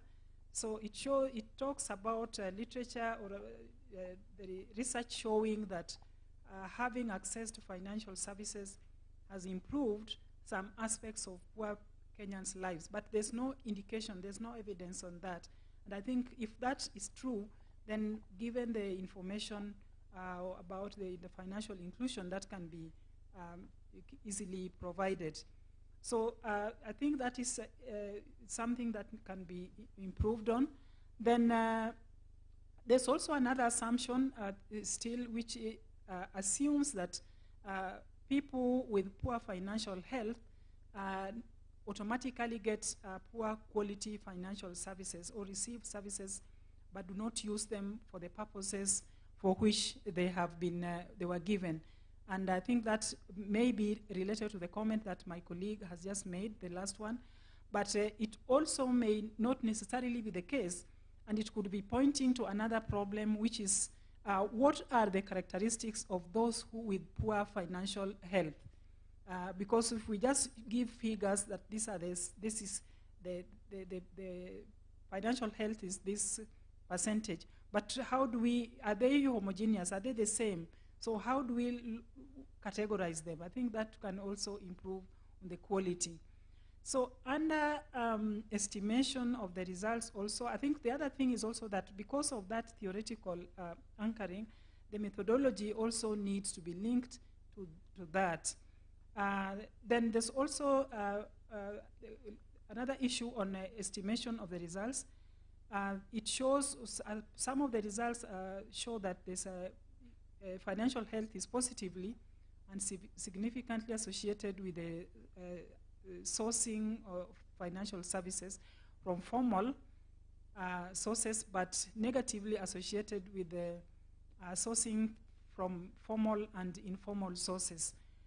But the interpretation of that result, I think, may need to be looked at again, because is this interpretation comparable from what it is in the paper? It's being compared to those who are excluded.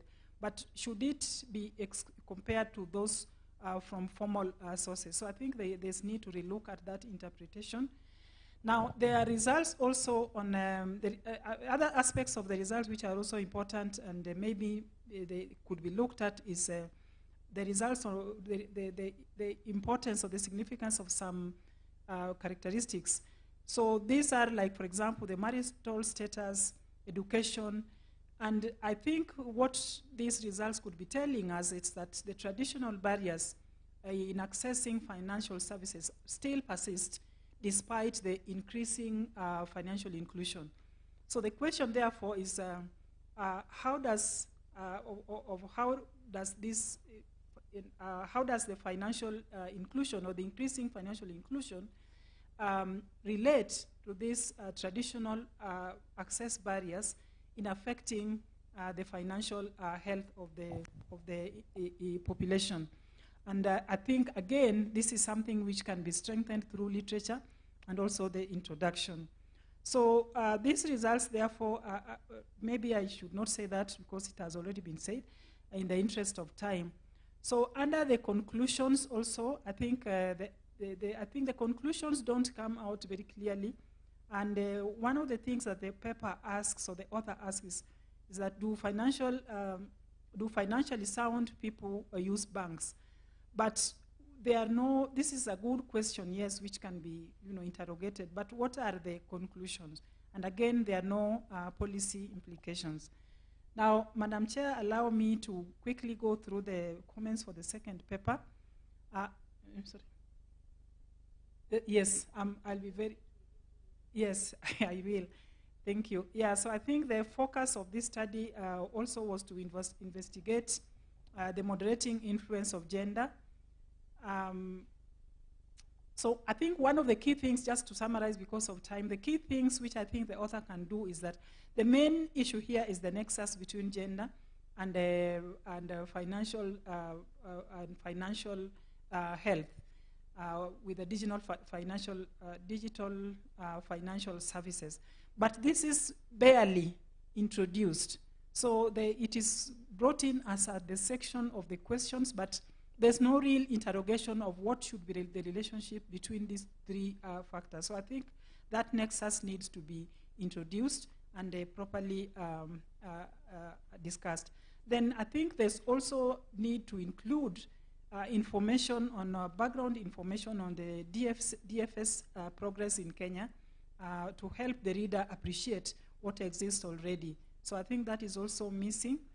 Now, on the literature review could be improved and also strengthened, especially to include also the theoretical literature and also literature on Kenya, as I've mentioned already, it needs to be strengthened.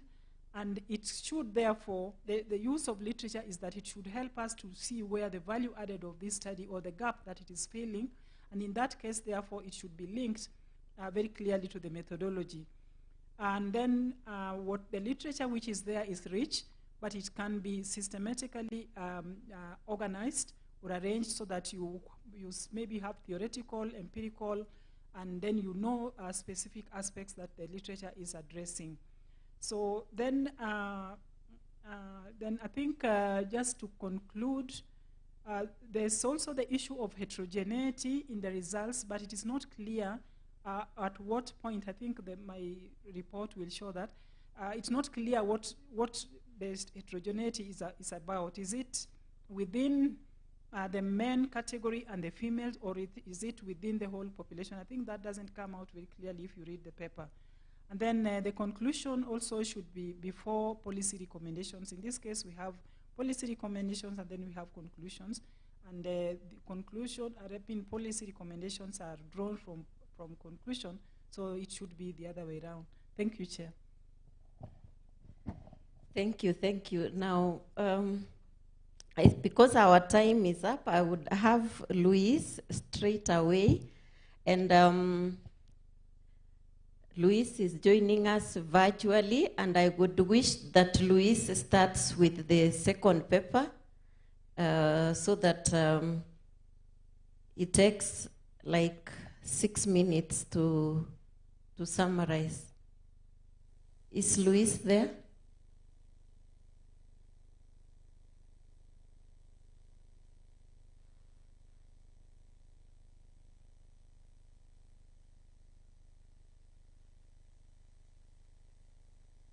You can go ahead, Luis. Start with the second paper, please.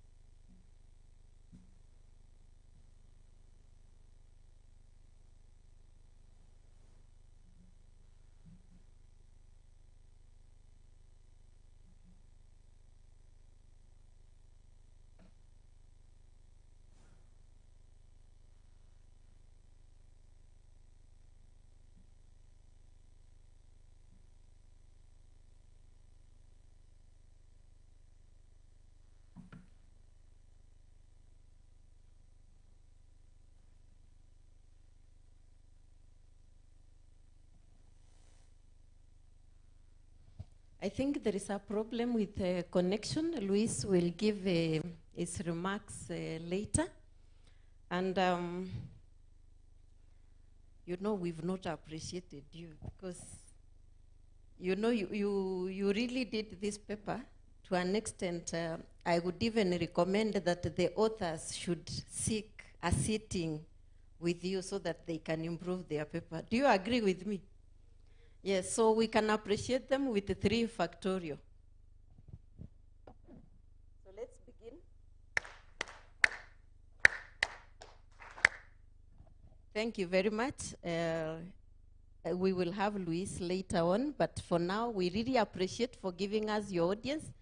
And I'm happy you've not been praying for me. I've been watching, you know, apparently I'm a teacher, even if my teacher is here. I'm also a teacher, so I was checking whether you are praying for me, and I was seeing you are very attentive. So we highly appreciate, and I will welcome you to invite the second presenter. Thanks so much, Dr. Lynette Alisa. A clap for her for taking us through the session, despite having some challenges with time. So I'm informed that Luis, that you are there. You can make maybe 2 or 3 minutes. Luis, can you hear? Okay. It seems like she's still not okay. So I would like, as we go to the second session, we are way past the time because the last 2 sessions was slated at 16:15, and then we still have a health break. So we'll go to the second session. I would like to welcome on stage Dr. Molly Nwele from Central Bank of Kenya, and Dr. Moses Madija, lecturer in finance and policy from Kenyatta University, and finally Dr. Benedict Ongeli. They joined on stage quickly. And then as they come on stage, I would like to call the first paper, which is trying to explain the issues of gambling, because people have access to mobile money, and some people, it have come to an extension that we are leading to exclusion. So the first paper will try to talk about the gambling aspect. And then the second paper will talk about utilization of mobile money. So Maureen Wele, kindly join us. So quickly, on stage I will welcome the presenter, the first paper, Dixon on KFASMU. Quickly. And then you'll bear with us the second session. Because of time,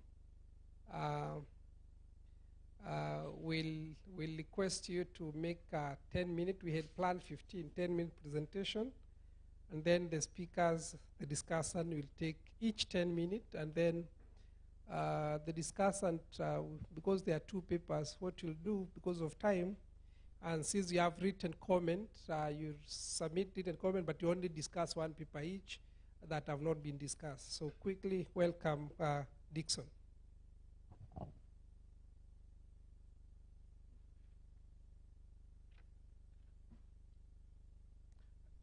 Thank you.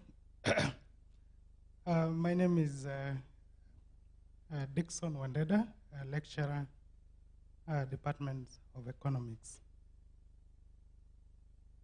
Can I see the slide?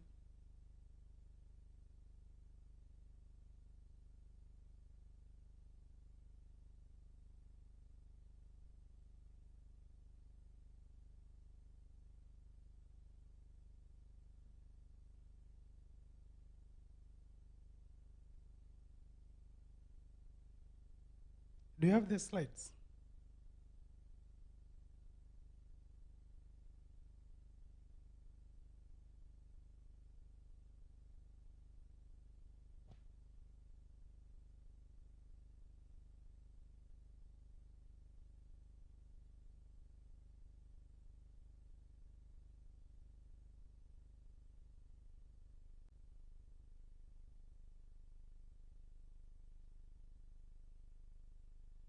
Okay.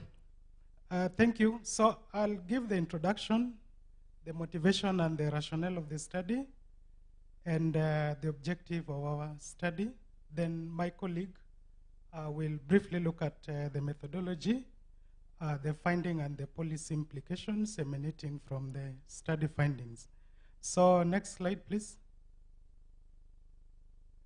Next. Let's go next. So when you look at that picture, it depicts two scenarios. A book is celebrating a win, but remember, in the betting market, a bookie never lose, and they rarely lose. And secondly, a gambler celebrating a win. And one win for a gambler implies another loss for another gambler. So it is a zero-sum game for a gambler. So a gambler always starts at the disadvantage point before even the game starts. Next slide, please. So globally, we see that gambling prevalence rate is between 0.1 to 3.4%. And again, if we further interrogate the Finaccess 2021 report, we see that 13.9% of Kenyan households are actively engaged in gambling. And the highest prevalence rate is within the age cohort of 18 to 25 years of age. So that is the first key motivation of trying to establish the predictors of gambling behavior among the youths.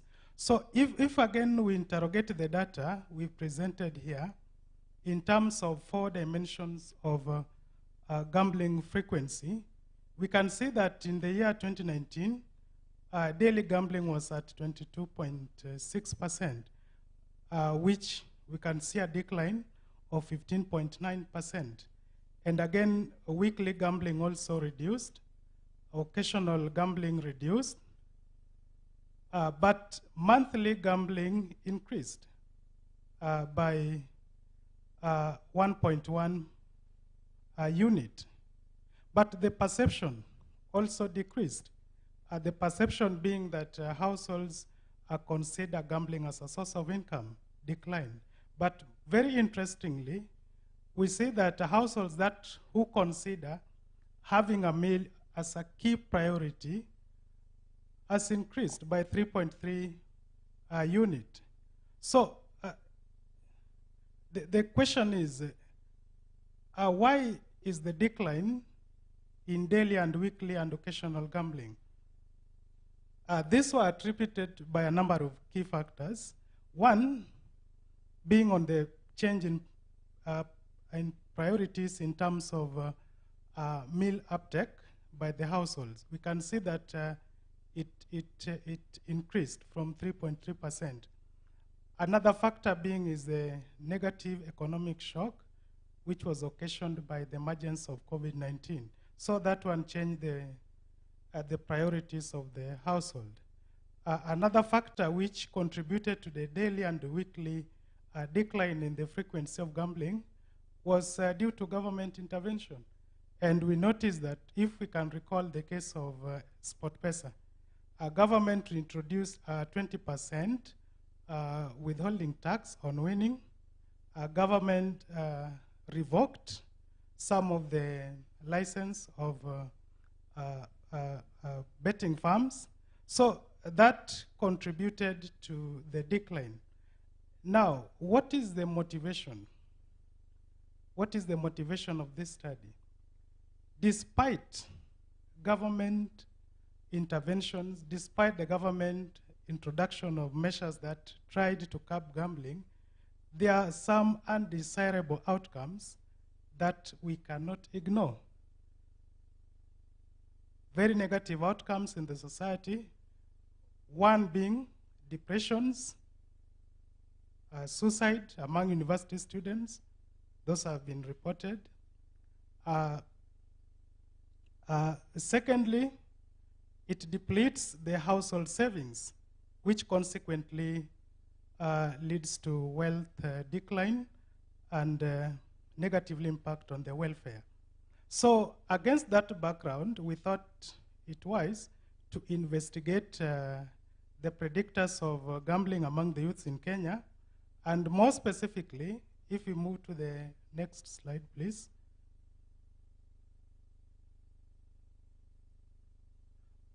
Our first objective sought to analyze the effect of social demographic characteristics on gaming in Kenya along 3 dimensions: the propensity in terms of the likelihood of a youth being involved in gaming, in terms of intensity, how much do they spend on gaming, and the third dimension on efficiency, optimal, how much they try to minimize the amount of money to spend on gaming. And again, we realize that there are some undesirable outcomes that we also try to investigate and interact with the predictors. Thank you.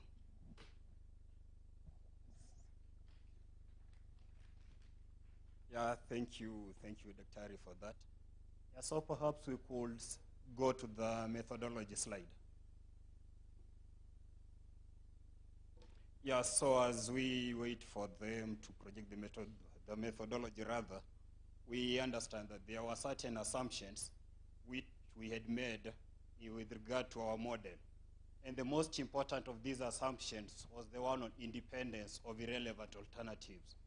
By independence of irrelevant alternatives, this is what we were implying, for instance, that if Dr. Ari and I happen to be gamblers, the decision of ICMU gambling or refraining does not depend on the decision of whether I should come second to present or I should come first. Also, in another way, that decision does not depend on whether someone will go out on a hike or a picnic or any other thing.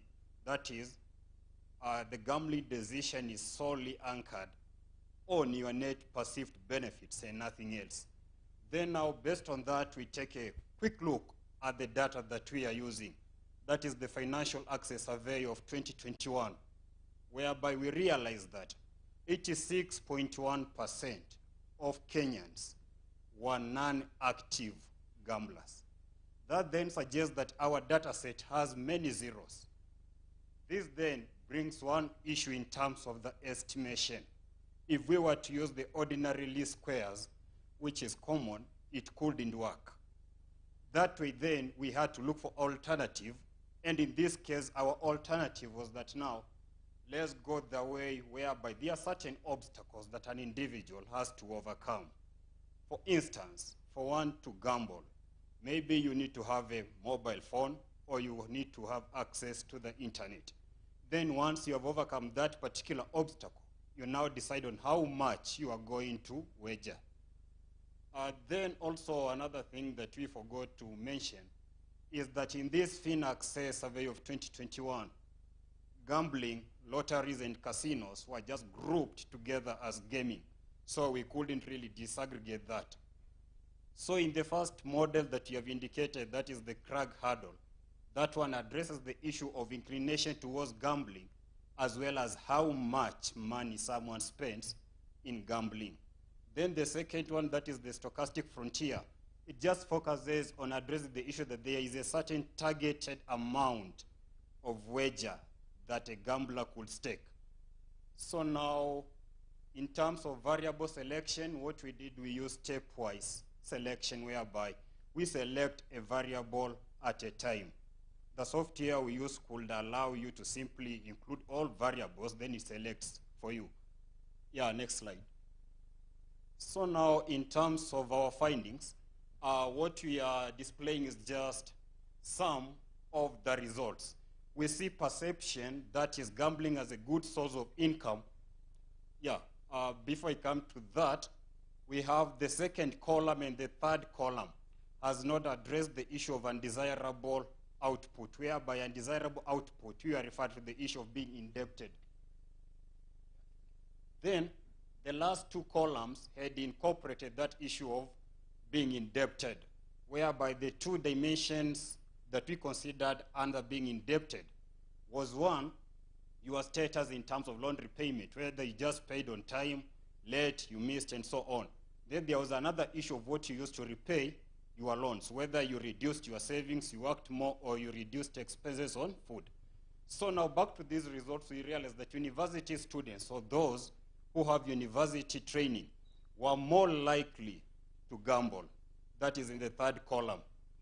Then in terms of financial health, those who are rather, we have life's priority, whereby we have indicated food as the main goal, education as the main goal, health, then there were other goals. So we realized that food, education, or health generally reduce the amount that someone spend on gambling. Then financial literacy reduced that inclination for one to gamble. Location on its own does not affect gambling, but rural employed people were less likely to gamble than jobless people in the urban areas. Next slide. So the next slide was focusing on the enablers of loan repayment, whereby we see that using savings to repay your loan actually increase the likelihood of gambling. Then also reducing expenditures on non-food item, it increased the likelihood of gambling, while those who had to work more or extra time spend more on gambling. So we move to the final slide, that is in terms of our recommendation. Yeah, there were quite a lot, but there was an issue which we had indicated that employed people in the rural areas were less likely to gamble than jobless people in the urban areas, as well as they spend less than jobless people in the urban areas. So our suggestion moving forward could be that maybe jobs should be created not only in the rural areas, but also in the urban areas, so that these jobless people could find something meaningful for them to do rather than speculate on that particular market. Then a last issue is that in terms of livelihood sources, we realized that there were no differences between dependents, those relying on agriculture, those who are employed, as well as those who are relying on some casual labor. Generally, there were no differences in terms of their inclination to gamble, as well as how much to gamble. And one last thing for the youth, their inclination as well as the amount they spend on gambling was not different from those aged 16 to 17 or those above 35 years. But generally, a youth was a more efficient gamer. And finally, our limitations, there were quite many, which in the interest of time, we thought it wise not to mention here. Thank you.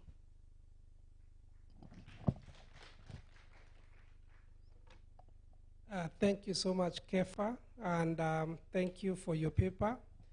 Very interesting findings. One is that if you're a university student, you are more likely to gamble, and all of us knows that at university you're supposed to get more education, you're supposed to be more financially literate, but the study says that there's a lot of gambling at university level. So let me not expound on the results because you have a panelist here, and then I welcome the second presenters of the paper, that is the paper on utilization of mobile money services and financial inclusion in Kenya, evidence from 2021 FISAXA survey, which is done by Florence Narima Simiu, which I have to declare here that we used to work with Nelma Simiu sometimes back, and Miliano Davis. So karibu.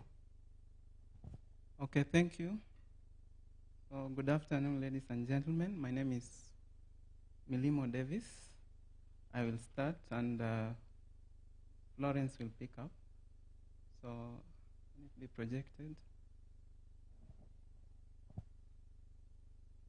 So, our paper is about the utilization of mobile money services and financial inclusion in Kenya, and the evidence is coming from the FinAccess survey. Yes. Next. So financial inclusion is about offering cheaper financial services to especially the unbanked. The unbanked population in rural areas, and it was acknowledged by the World Bank as one of drivers of the Sustainable Development Goals. It can lessen poverty, it can boost shared prosperity. So mobile money services has actually increased access to financial services for nearly everyone. Next slide. So it's grouped according to mobile transfers, that's person to person, mobile payments, mobile financial services. That one links, of course, the mobile person to the bank account. Then we have mobile microfinance, the most recent one being Fuliza. Next slide. Yeah, so this actually shows the trends of what has been happening in the mobile money. Next slide. So this study actually looked at financial inclusion as a result of mobile money usage. And we look at it in terms of the loans, savings, and payments. And in terms of the usage, we look at the livelihood categories. We look at the quintile. We look at the cluster type, whether somebody is from rural or an urban area. And we also look at the gender.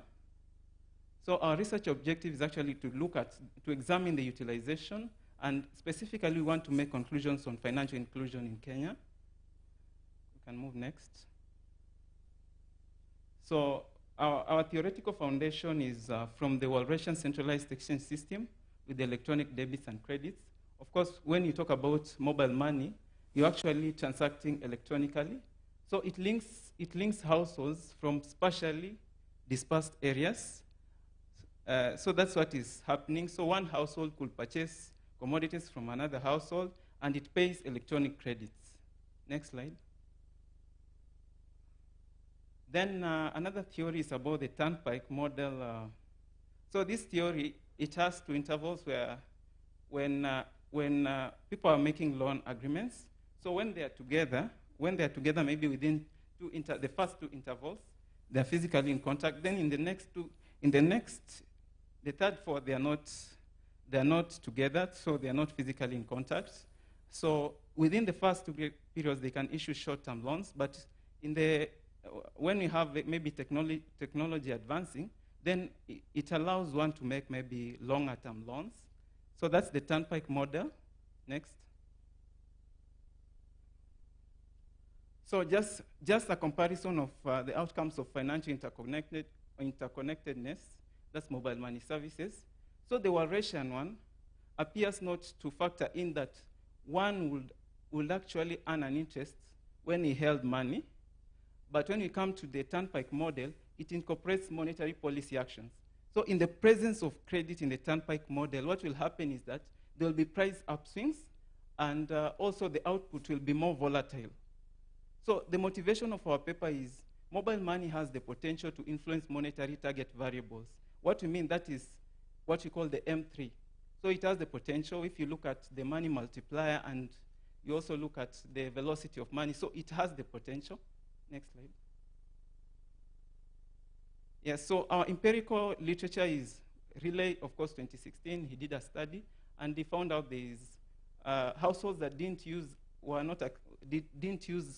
mobile money actually suffered from idiosyncratic shocks, that's illness. Then we have Suri Jack, 2016, who also found out that it increased household savings by nearly a fifth. Other studies have also found out mobile money actually increases the resilience of households. It also increases the access to credit. So we move to the next slide. So the next this is the conceptual framework. Next. So this is the random utility model that we are modeling the random utility of course, it's a finite set, and it's grounded on the assumption of independence irrelevance assumption. So our dependent variable, we have the logit, that is the logit of the probability, is the log of odds, of course, of using mobile money services. Our independent variables are livelihood category. So we have the dependents, we have those who are employed, we have those ones who are in agricultural sector. Under wealth quintile, we are moving from the lowest quintile to the highest quintile. Then sex, of course, here we are talking about gender. The cluster type is rural-urban. Next slide. Yeah, so these are just results in terms of the frequencies. We can see that majority of the people actually use it on a weekly and a daily basis. 38.7% use mobile money on a weekly basis. The reason for taking mobile banking loans, 35.4% actually take it to meet day-to-day household needs. We have about 1.4 to purchase agricultural inputs, 20.3 take it for education, for emergencies about 24.2. Next slide. Yes, these are the reasons why people save money in mobile money, maybe in M-Shwari. They save it to withdraw in cash, maybe when they need money. Some save it for safekeeping. So those are the purposes why people save money, to pay loans. Yes, next slide. So this is the kind of a correlation matrix that we try to relate, that when you're shifting from the agricultural sector to the dependent, in terms of the livelihood category, it's positively correlated with mobile banking loans and saving products. But if we look at it in terms of payments of bills, it is negatively correlated. In quintiles, when you're moving from the lowest to the highest, it is negatively correlated with mobile banking loans and saving products. But it is positively correlated with paying bills. In terms of gender, when you're shifting from male to female, it is positively correlated with mobile banking loans and saving products. But when it comes to payment of bills, it's negatively correlated. In terms of cluster type, when you shift from the rural to urban areas, it is negatively correlated with mobile banking loans, but positively correlated with payments of bills. Next slide. So here is the regression results. Of course, we had 3 alternatives, whether one is currently using, whether one used to use, or whether one has never used. So these are the results, and from the results, how we can interpret it is that a 1 unit increase in those who are employed, the casuals, and those who own business, actually lead to an increase in the relative log odds. In terms of the discrete changes, the probability of a discrete change in those who are employed, the casuals, and those who own business is actually higher among those who are employed, casuals, and own business compared to those in agriculture. That is across the board for those who are using mobile banking loans, Fuliza loans, and those who are saving through mobile banking. So it's actually, the probability of a discrete change is actually higher among the employed and those who own business. And this is statistically significant at 5%, actually at 1%. Yes, next slide. Okay. So in terms of livelihood category and payments, what we are seeing is that the probability of a discrete change among the employed and those who own business is actually higher than compared to those in agriculture, both for paying monthly bills and daily expenses. Next slide. Yeah, in terms of quintile, the second lowest, the highest, the second highest, and the highest, actually the probability of a discrete change is higher as you progress from the second lowest to the highest. Next slide. Yeah, so here we dissect in terms of gender. I know the paper has been done previously. So our findings are that the probability of a discrete change is actually lower among the females in using mobile banking loans, Fuliza loans, saving through mobile banking, and also paying daily bills and expenses. So it's actually lower when you compare it to the males. And in terms of the cluster type, the probability of a discrete change is lower in terms of using, in urban areas, in terms of using mobile banking loan and saving through mobile banking, and also paying daily expenses. Next slide, please. Yes, so I'll invite Florence to just give the conclusion of the findings. Thank you. So thank you. So our paper sought to answer that question of utilization of mobile money services and financial inclusion. And from those findings that have been presented by Davis, on the question that we're looking at, why are people borrowing? So as we look at why are people borrowing, we can see that a lot of mobile borrowing is to cover day-to-day household requirements. And our main thing would be now, how do we move away from there and also have people borrow for other functions, like maybe to improve their businesses so that they're able to grow, and that is one of the things that will move them out of poverty. Then when we ask the question, why are people saving? And we can see that from our findings that we save money mostly, those categories of saving money in order to withdraw the same money when they need them. So the main thing will be what else can be done to be able to move people in the various categories of saving. So can we improve maybe the interest in terms of some incentives to allow people to save for other purposes other than just withdrawing when they need them.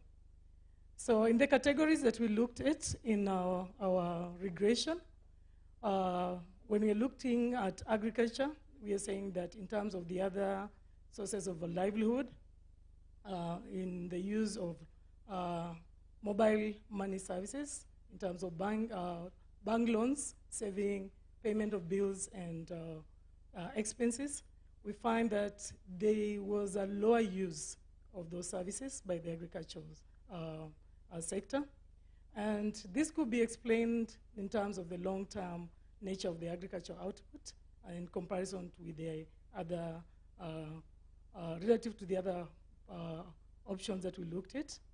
And then we also know that the mobile money services mostly are fairly short-term in nature, and the repayment periods are always maybe daily, weekly, monthly, which now is not suitable for the agriculture sector. So our recommendation there is just rolling out of more friendly mobile money services for the agricultural sector. So we need that we have some more innovations coming up in the terms of mobile banking that will accommodate this group of people and be able to ensure that they're financially included. Next slide, the last one. Please. So when we look at the web quintile, we are moving from the lower to the highest, and we have seen that those improvised, and they face a lot of volatility and low incomes. And from the category that we saw in our paper, the people that we considered there. So much as the other policies are put in place to ensure that these people are also included in terms of sources of livelihood, we still say that in the mobile technology, mobile money technology, we should have some more services that will bring these people and ensure that they are financially included. Then when it comes to gender, we acknowledge the paper of one of the authors who is here with us. And we see that in one of those papers, we see the use of mobile money services improving the livelihood of the women-headed households. But still, when we come to our own study, we still see that there's still a gap between how men utilize the mobile money in terms of payment of bills, payment of and other expenses, and also even in terms of loans and the other categories. And we've seen today, like in the first discussion that we had, as she apologized, men should forgive us. We are still saying that most of these things could be caused by, we have a Helen there, 2016, saying it could be because men are the ones who have the accounts, or as she mentioned, men are the ones who ask the ladies to get their loans, and then they are defaulting on that. So the main thing here is just to close the gender gap by education in terms of skills on use of mobile money. Then the cluster type, we all see from our study that the rural areas have a higher probability of using mobile money in terms of loans and savings and also for daily expenses. And this is the group that we are saying that is unbanked group. So the question is, how do we ensure that we are increasing in their use of the mobile money? So thank you very much.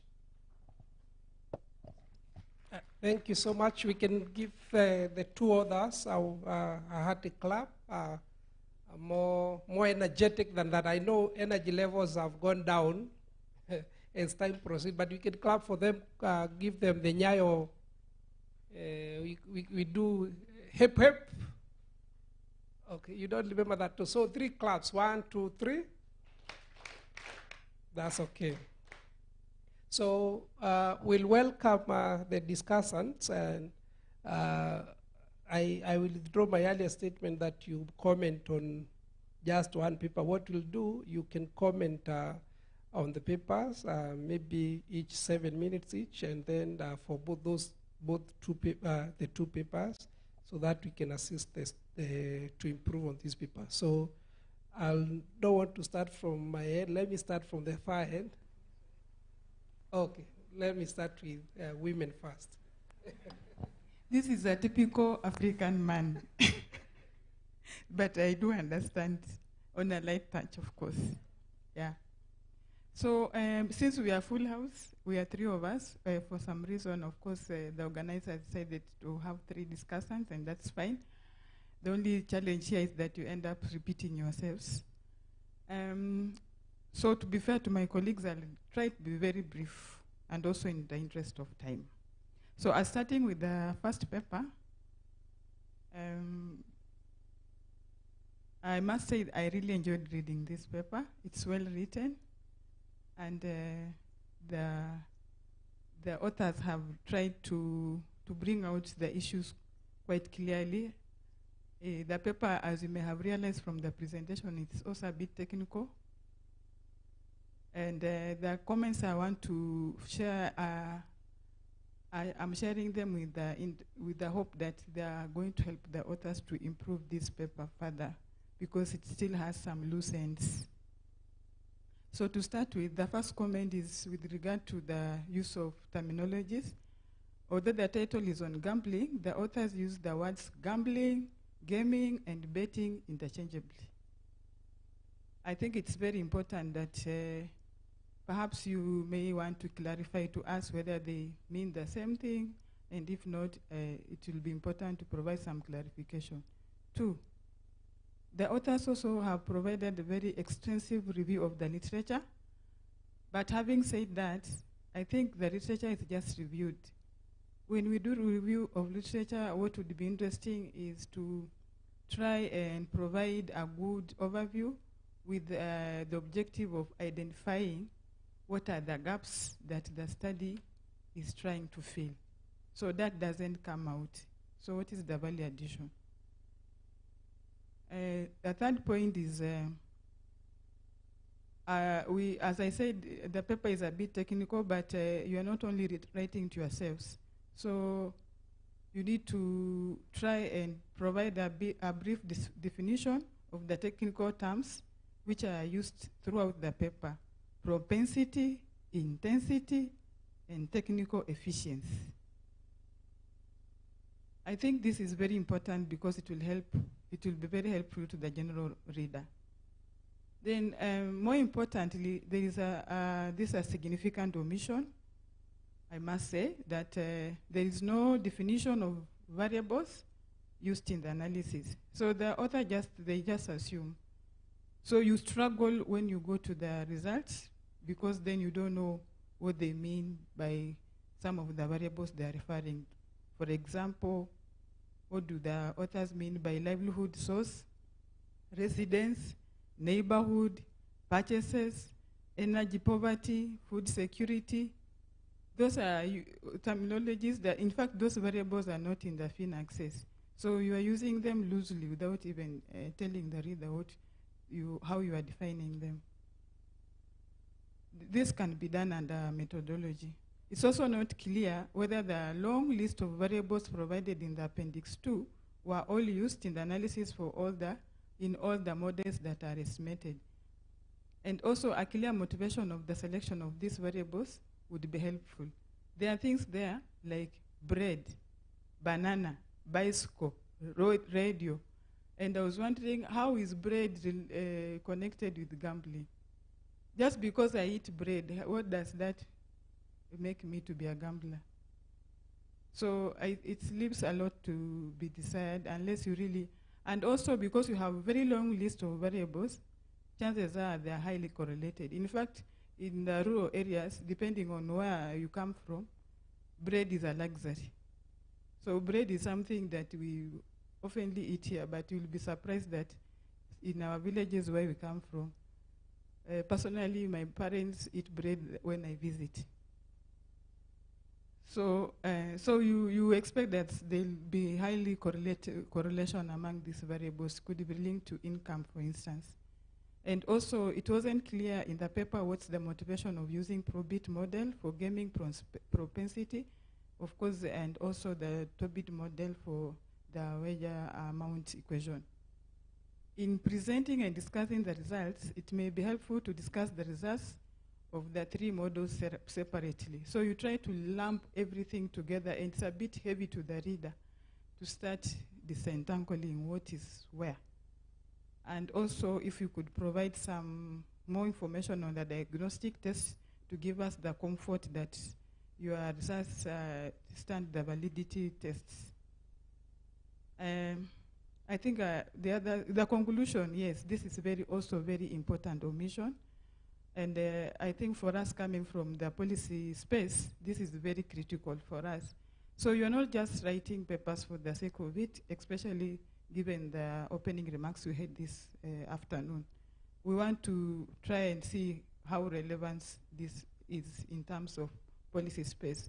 So the conclusion is quite brief, despite a very lengthy paper with no any policy implications. For example, what does it mean for if, especially gambling is a very contentious issue.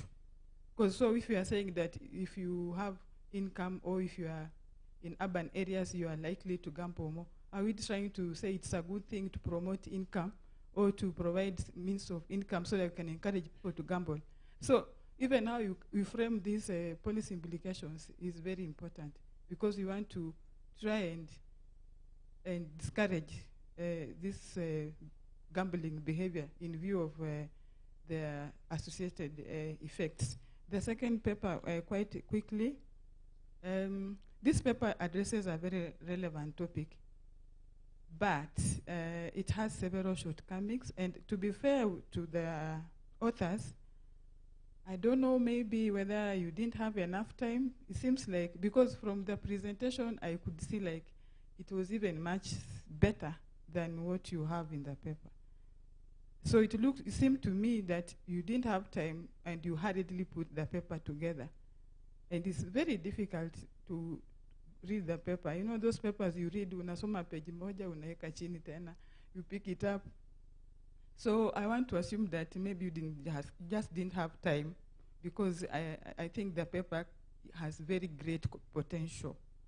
So the background research problem, justification needs to be rewritten, I think, to be fair to the authors. And if you do this, your paper will come out very well. So the introduction should provide a brief background, what is informing the research. The statement of the problem needs to be well articulated. What's the main issue? What is the problem that you are trying to address? So you go to the research and you're still asking yourself, but what is it that they are trying to address, you see? So you keep on searching for that. So why do the researchers want to investigate this problem, and why is it important? You can justify this, motivate this from the policy perspective. And then I think you kind of got mixed up, because you are doing this is more of a micro study, but now you motivate it from the issue of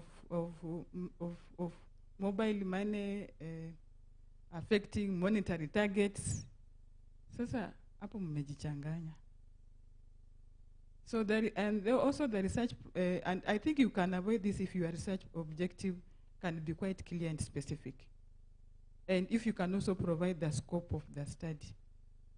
What forms of utilization are studied? I have 1 minute, but that's fine. And then also, just like your other colleagues, there's need for definition of variables and how they are measured. You are using words like cluster, livelihood category, wealth quintile, and without disentangling what is in this, because I want to imagine that when you use cluster, maybe you mean a cluster of some variables, which I could see from the presentation, but in the paper, it's hard. The theoretical framework that you've used is not directly linked to the research problem and what you are trying to do. That's why I'm saying you kind of got mixed up with yourself. You need to use the appropriate framework. There are papers that have been done around this issue, and I'm sure if you read those, you'll find your way out. And that also applies to the literature review. And I've already commented about the presentation. I think you didn't have much time because even the tables, you leave like number 1, 2, 3, the variables are not given. So it's so hard to try and find out what is it that, what is which variable, which is gender, which one is income. But now that you have time, I think you can still revisit. And then you can use subtitles so that you can break down, for example, the different categories of utilization. If you are doing mobile, digital access to maybe saving, maybe the factors that affect saving are different from borrowing. So don't lump everything together. Conclusion, again, what are the policy implications? At least you tried from the presentation, I could see a bit of that. But in the paper, you are quite quiet, and it's important that you tease out what does it mean that if females borrow less, save less, pay less for bills, what are the implications of these gender disparities? Thank you. Hope I'm not.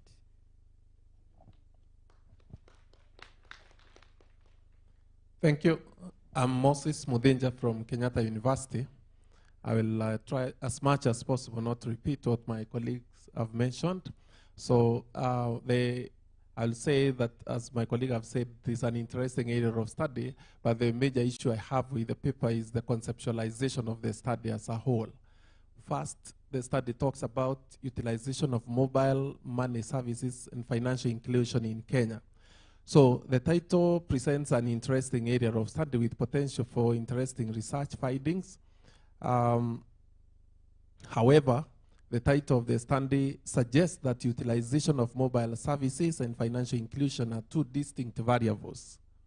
This is not consistent with the literature. For instance, according to SAMA 2008, financial inclusion has 3 dimensions, namely accessibility, availability, and usage of a financial system. Thus, utilization should be considered as usage. SAMA 2008 is consistent with the definition of financial inclusion given by Alliance for Financial Inclusion, which expands the dimension of financial inclusion to access, usage, quality, and welfare. It would be helpful if the author would therefore identify an appropriate independent variable to link with financial inclusion. So what I find here is a study that attempts to be studying one either as an independent variable with no dependent variable or dependent variable with no independent variable. The use of cross-sectional 2021 data set only may show results for one time period. It would be more helpful if the authors used FSD data sets spanning year 2006, given this data is readily available. The research problem statement is too weak and based on 2 studies, and the 2 studies are only cited to highlight the importance of the study and not to identify the gaps in existing literature in the area of financial inclusion. Objective of the studies are, in my view, really not smart, and it is really not clear what the authors seek to achieve with this study. The literature reviews section should start with empirical review and not theoretical framework, as the authors have done. Besides, what is discussed as theoretical framework may be appropriate for the methodology section. The literature review lacks an analytical digestion of the issues discussed in the paper and largely unfocused. In my view, the model of financial deepening and growth is inappropriate for this study, since the paper is not about financial inclusion and economic growth. Given the data used is cross-sectional and relates to households, it's not clear how the model is applicable for this study. And using a model, a macro model to study micro issues tends to bring some issues. Similarly, the Turnpike model is also inappropriate in my view for this study. The two models appear dropped in the paper to fulfill the perceived requirement for a theoretical model in the paper. Conceptual framework, the model appears quite complex and the source also not clear. And lastly, the methodology and results, the authors talk of using multinomial logit regression, but do not show why the methodology is appropriate for this study, evidence of its use in related studies, as well as the pros and cons of the model. Curiously, the regression results provided do not provide evidence of the use of the multinomial logit regression. It would help to discuss the characteristics of the data set and to provide summary statistics. The paper could have been more interesting if the authors would use a microeconomic technique to bring out causality or effect between the variables understanding. Given, as stated earlier, it appears we do not have clear independent or dependent variable, this may be a challenge, and perhaps this is a problem with model conceptualization and specification. I will not go into the general comments because I've already given them out. But broadly speaking, I would say it's quite an interesting area of study, but the aspect of conceptualization of the study itself will really need to be worked out to start with. The second paper, I have very few comments, again, in view of what we have been asked to do. The comments on the second paper, this is an interesting study given the documented involvement of youths in gambling and negative effects gambling has been found to have on youths, finances in general, and financial health in particular. The study would have been more interesting and shed more light had it used previous years' data sets, given that this data is also available. Thus, the study should have considered previous data sets spanning the period between the the period before and after gambling regulations were introduced. This would enable readers to examine gaming spending and over the two time periods. And lastly, the study uses many research methodologies, which makes the findings and the explanations of the results fairly unclear. Broadly speaking, the paper is interesting to read and has great potential for interesting research output. So I wish the authors of the two papers the best, and I would say it's quite interesting. Thank you, Chair. Thank you very much. I'll also be very brief on the gambling behavior of the youth. The paper captures a few important issues that relate to the youth. However, it was not very clear, why the youth, and that is important. Number two, the paper hasn't indicated the kind of income that is anticipated from gambling, how it is used. Three, the critical issues now. What are the critical issues that relate to gambling? Number four, why? What is the real problem of, what is the relationship of this gambling issue with regards to the particular aspect of financial inclusion? Because I thought this was important to bring up that. However, how do the specific results resonate to policy? Because essentially when we are having these types of papers, what we intend, what is our expectation is the general policy focus. The papers indicated a number of policy implications, but we need to be very specific that anybody walking out here is able to appreciate that out of the study findings, these are the policies which are applicable, for purposes of the usefulness and the essence of gambling, all the negative, as my brothers have said. So that is important that we need to look at that. Again, the conclusion, you know, I found that the findings are not very clear in terms of the applicability to the financial inclusion, and again, the concept of, or the thinking of the rural setup and the urban setup, where the paper seems to be saying that gambling is likely prominent in the rural setup than the urban setup. And finally, you have recommended employment for the rural population. But of course, gambling is everywhere now, you know, even in the urban setup, you know. That's important. It is very clear that we have gambling in the urban centers. But then, you know, the paper is very good because it is tackling an area which is really important, particularly this period, this time when people think we can use probabilities to change our lifestyle, you know. So this is very important, you know.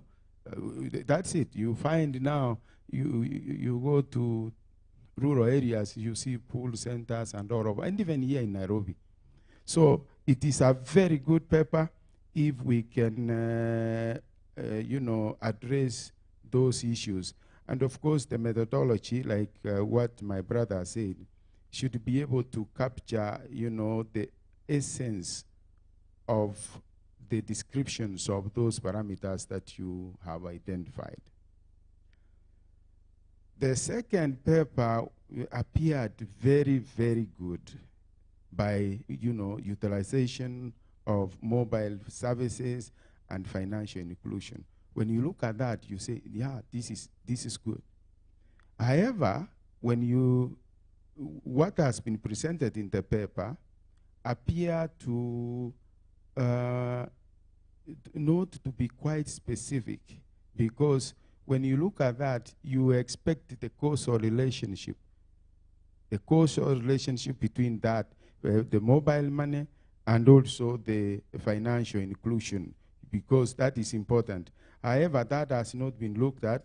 And again, those clusters that have been presented in the paper, I had a lot of confusion in the sense that the incidental recommendations do not resonate with the objectives. They do not. So that was a major issue. Again, the conceptual framework that you have given should really be able to be explained on the basis of the theoretical thinking that you have.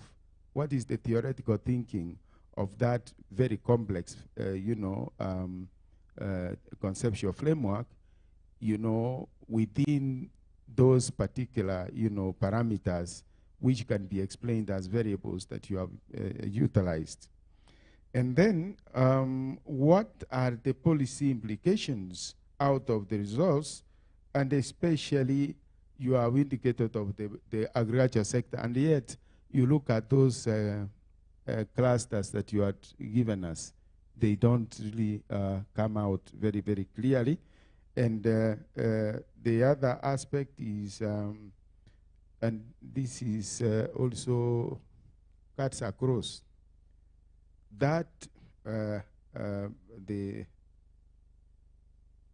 methodology that you have applied, why did you apply that methodology in the circumstance of those clusters? I had a little bit of confusion on that one. And of course, the specific, you know, recommendations on those ones, on those clusters, doesn't become very clear. So, but it's really a very, very good area that I think if we can work on it and look at the, you know, the problems like the illiteracy among the rural population, security issues, the issue of technology, access, you know, to mobile gadgets and of course the appropriate apps, this is a very, very good paper for policy purposes, which we can have it refined and it becomes a very good paper. Just like I've said, all these papers should be very clear on their policy implication, because we are not in a classroom, but we are out here to have people appreciate that out of the complex methodologies applied, the simple thinking is what is it then to policy? And is it possible for such a policy to be implemented based on those results that you have, of course, deducted from the workings of your work? So that is what I can comment on the these two papers. But otherwise, they are good, only that we need to look at those dynamics which have been identified, and they will be quite appropriate for application in general. Thank you.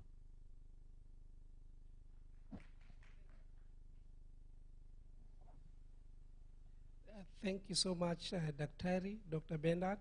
Thank you, Dr. Moses, Dr. Maureen Weller. This is very insightful discussion. Thank you for your time. You really read the paper, you interrogated the paper, and at least that give some best good comment for the authors to improve of the paper. And we thank you so much. And even for the authors of these two papers, we thank you so much. And we shall, you'll give us a written comment, and in terms of the even ranking, because at the end of the day we'll have one paper to win the prize. You'll give us your individual ranking such that you're able to declare the winner. So I would like to take this opportunity to close this session, and we thank our panelists and discuss that with a clap. Thank you so much. Okay. We are 1 hour behind the program, and I'm told by the chair that he had prepared for us some tea and some snacks and a meal which is supposed to take under the health break. But because of our online participants, you'll bear with us. We take the tea and the snacks after the last session, which if the moderator agree, the two moderators agree, Dr. Martin Oleche and Chris Williams Etwasi, we had allocated 2 hours, but I guess because of time we can try as much as possible to present both of them in 1 hour's time. So I take this opportunity to invite the moderator of this session, Dr. Martin Oleche, who will invite Amrik to introduce Professor Suri. So.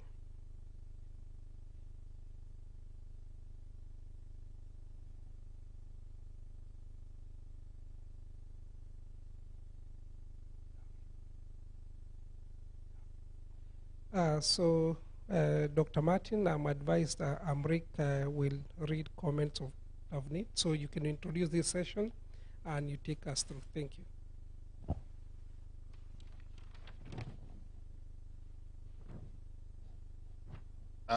Thank you very much. I hope you are still very strong. Do you want to stretch your hands like this? Maybe you can just stand up and stretch yourself. Yeah, I think that will be better, so that we'll try to move very fast before we can be able to take tea.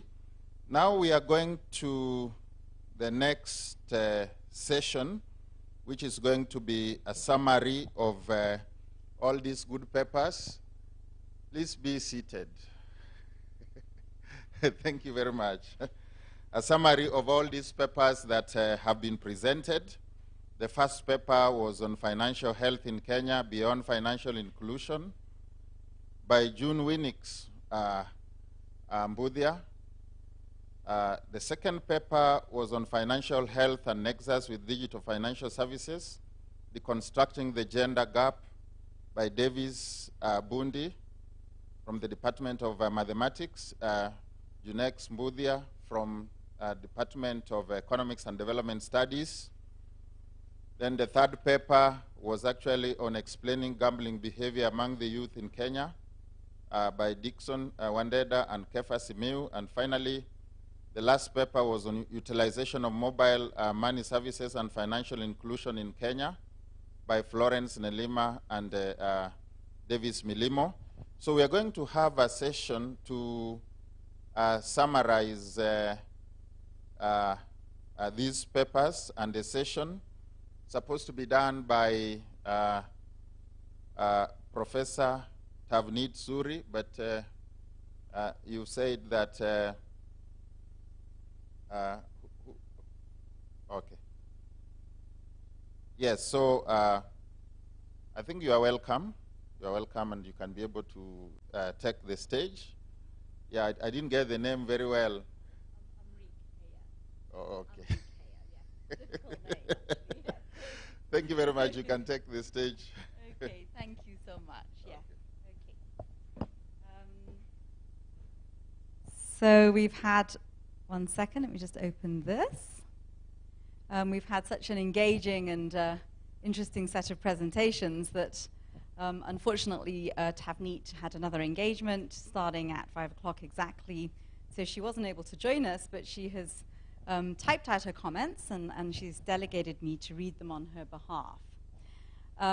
So I'm going to read as if I'm Tavneet, and then after that I'm suggesting that we have a very short break of about 15 minutes before moving on to Chris Yankee's talk, and then we still try to finish by 6 o'clock. Yeah? So Tavneet writes, I'm sorry I could not be there in person to give these short comments. I joined the conference right from the start, so I luckily got to see all the papers presented, which was the most important part of today. I had to go to another event that could not be moved. Apologies. Let me start by saying that all the papers that were presented today were great. I appreciate all the work and, importantly, thought that went into them. I have some comments for the authors, but perhaps since I'm not there, I can instead offer that the authors are welcome to email me and we can find a time to talk over Zoom or when I am next back home, which will be next month. Home for Tavneet is here, by the way. I can give them their detailed comments in person then. I just want to highlight that these papers really showcased a range of interesting questions and used different methodologies. This was one of the things that struck me most today as I watched all the presentations. There is a lot of creativity in these presentations, and I'm sure that all the detailed comments that the authors got from the discussants will really help them improve their work. This back and forth amongst the researchers is crucial for the research to be processed, and it was fantastic to see such a great display today. I'm hoping we can continue to support our research community in Kenya so that they can continue contributing to our understanding of financial inclusion and health in Kenya. I also hope policymakers in the audience are taking note of the findings so that they can incorporate these into their decision making. I also had the great honor of participating in the overall research competition and collaborating with the fantastic CBK, FSD, and KMBS teams. I had a chance to read all the papers submitted. I want to thank everyone who submitted a paper, even though they didn't make it to today. The aim of the competition was to encourage more work using the FinAccess datasets, and I think we accomplished that. I'm hoping there will be more to come. This was also the first time we held this competition, so we learned a lot about how to run the competition even better next time. As there will be a next time, keep an eye out for it. I wanted to make two other general comments. First, the FinAccess datasets have been this fantastic and absolutely crucial investment in our understanding of financial inclusion in Kenya. I'm grateful to the FSD, CBK, and KMBS teams for collecting these data over the several rounds and making these available to researchers. In the space of financial inclusion, as you all know, Kenya has been somewhat of a global success story, driven by the uptake of mobile money. This has meant that these FinAccess data sets are not just a resource for us to bring evidence to policy in Kenya, but they also have the ability to have an impact on policy across the whole of the developing world. What we learn in Kenya is being watched by researchers and policymakers across the world. I have been working with the FinAccess datasets myself, most recently trying to understand a range of questions around the delivery of financial products and the role of competition among providers on service quality and delivery. These are questions that are impossible to answer without data such as FinAccess, and there are very few countries in the world where such data is available. Second, I think there are so many important open questions that researchers in this audience and community can work on and that can be answered with these FinAccess data sets. I wanted to take a couple of minutes to highlight some of these. First, I think we still know little about what specific policy instruments will help us to get to the last mile of financial inclusion. We do know that the current policy environment is not enough, but how do we design and target financial inclusion policy to achieve last mile access? Second, as some of the papers today highlighted, financial inclusion is not a goal in itself. It is a means to an end. It is a means to improving financial health, raising incomes, and ending poverty. We have less understanding of the intensive margin of use of financial services. What drives more intensive and hopefully better use of financial services? What combinations of financial services are essential to create better financial health? Third, and probably the hardest of all, how can we better create an environment for innovation around, for product innovation? Ultimately, M-Pesa has been around for 15 years now. It provides a set of rails, and yet there are very few trains on these rails. We have very few actual products, not brands, but products. For example, if we look at digital credit, a lot of what we think of as products all have very similar characteristics, similar terms, similar interest rates, etc. Those are basically the same product. Strikingly, we have very little product diversity in the digital space, which is surprising given how long M-Pesa has been around. We do know that different consumers want different products. They benefit from different products. One product cannot serve everyone in the Kenyan population. We need product diversity to serve everyone. So how do we create more innovation in product diversity? How do we better understand what policies can create this innovation? Can we test and better understand new products as they are launched? Let me wrap up now. A big thank you to the CBK, KMBS, and FSD teams for organizing this whole competition and event. Much gratitude to the discussants. I look forward to our next competition. Please enjoy the next few days of the broader conference, and I look forward to announcing the winner of this research competition on Friday morning. Thank you.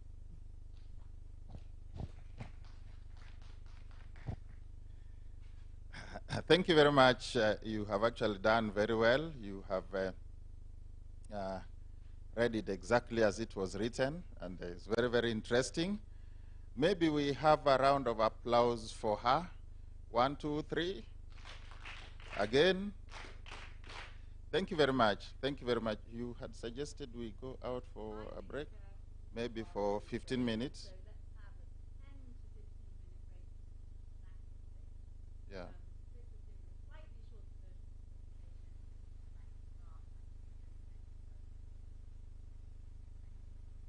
So maybe with that, can we be able to, we can actually get our snacks. So David, you want to say something? Okay. The snacks are ready, just behind here. So maybe we can grab them as fast as possible within the next 10 minutes. Then we can come back and maybe do the last session. Thank you very much.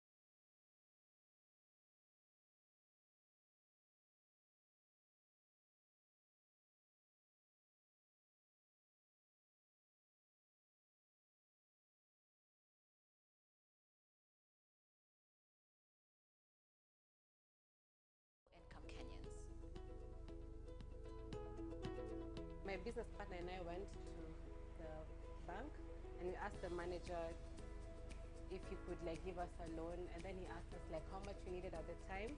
The manager asked us if we have exhausted all our other options, like if we've asked family, if we've asked friends before, because he was like, he wouldn't advise because of the interest rates and everything. So he was like, now if we don't get anywhere else, now we can go back and he can see if we can get. Okay, it was a bit disappointing because I thought like we bank with you guys, probably you'd give us a good rate or something, considering you can see how our account has been growing. After the first experience, it was a bit discouraging, so I'd rather I feel like I should just look for other options before I consider them as an option. So far I haven't gotten any loan from a bank. Despite these achievements, our research shows that the relevance of these financial services in the everyday lives of Kenyans is minimal. So why is it that Kenyans just are not using banks? Well, I think that's a really good question, because although we've seen the numbers of people having bank accounts go up, what we know is that they don't use them so much. Yeah. And I think, again, it's about the fact that when you put your money in the bank, it's not being put into this enabling you to build friendships, to build relationships. People would love to have a relationship with the bank, but then they find that it's really hard to get a loan from the bank. Right. And if they do get it, then they find it really hard to manage it, because maybe they've had some crises and the bank won't really listen to them when they need to not as change flexible. that. Yeah, and therefore that puts them in more of a problem than when they started. What happened now, we had to go back and now ask like our family members for money. So now I was lucky enough, my mom assisted, also my dad gave me some money. Luckily it was interest free, so I'd pay them slowly. Yes. Unajua sina kazi ingine, kazi ile nafanya ni yangu ya mechanic. Saa hii nikifanya kazi hapa, tuseme nimepata 1,000, 500 naweza kwenda ni save kwa hiyo chama yangu. Hiyo inaitwa Best Rock Sacco.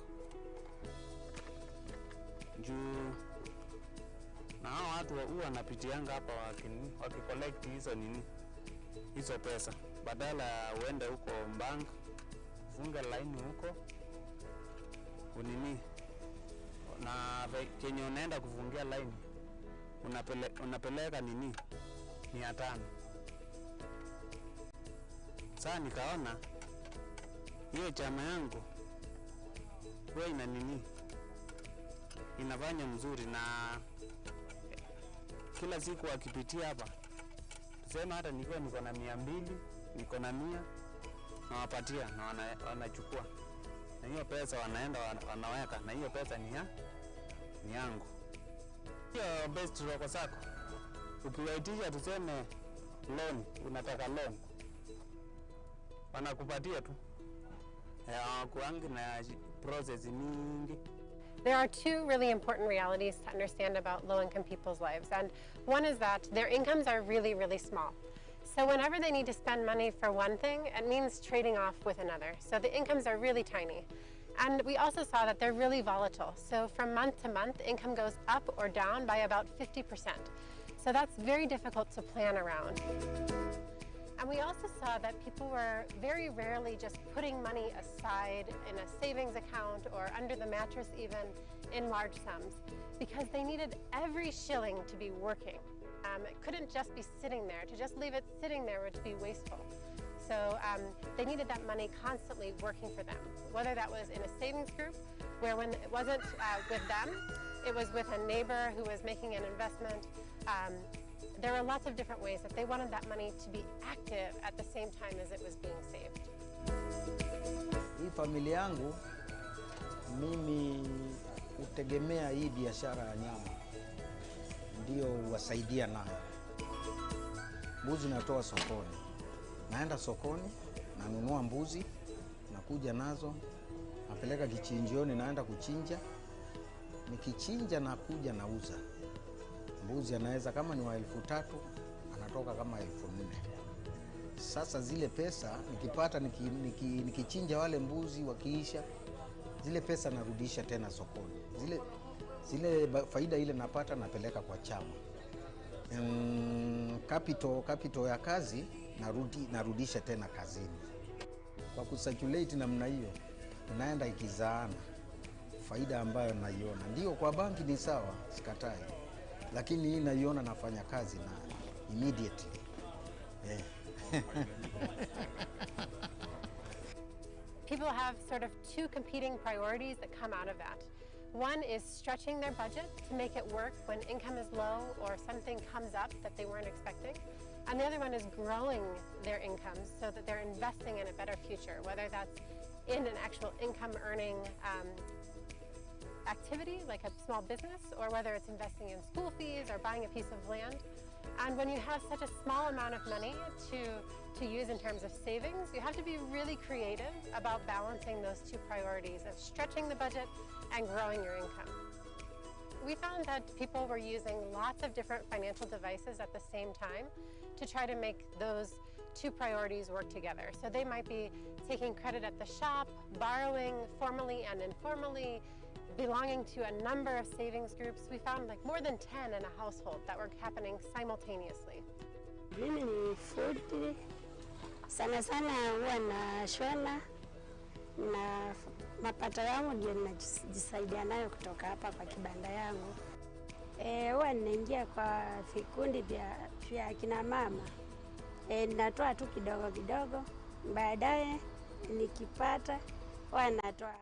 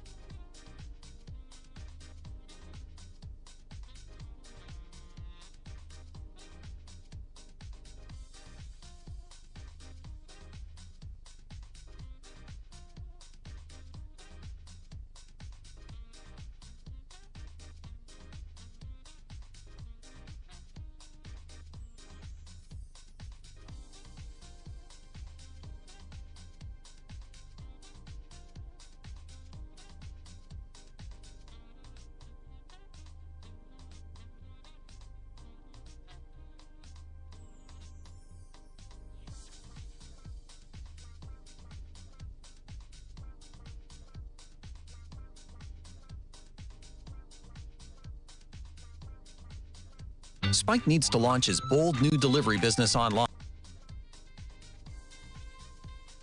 without costs going sky high. He'll need this.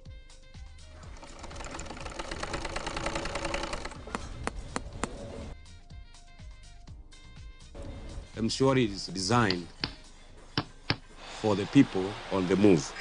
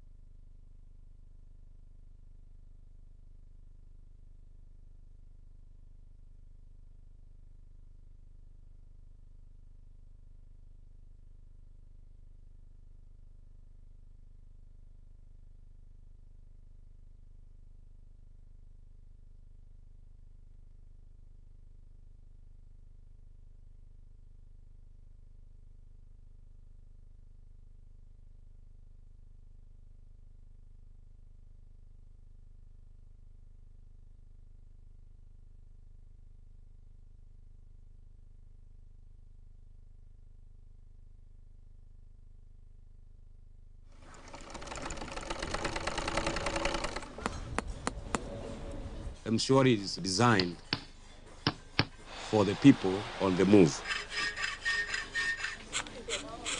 Mobile technology has made our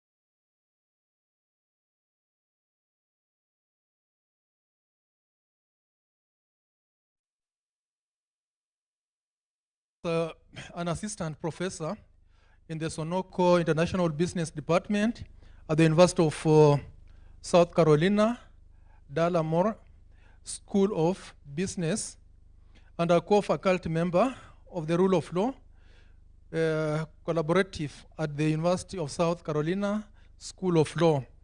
And apparently, he happens to have been here in Kenya while earning his PhD in economic sociology at Cornell University. Professor Christopher was a visiting scholar in 2008 at the Institute of Economic Affairs in Nairobi, Kenya. That is why I'm saying that he happens to have been here. So I don't know whether it's online right now.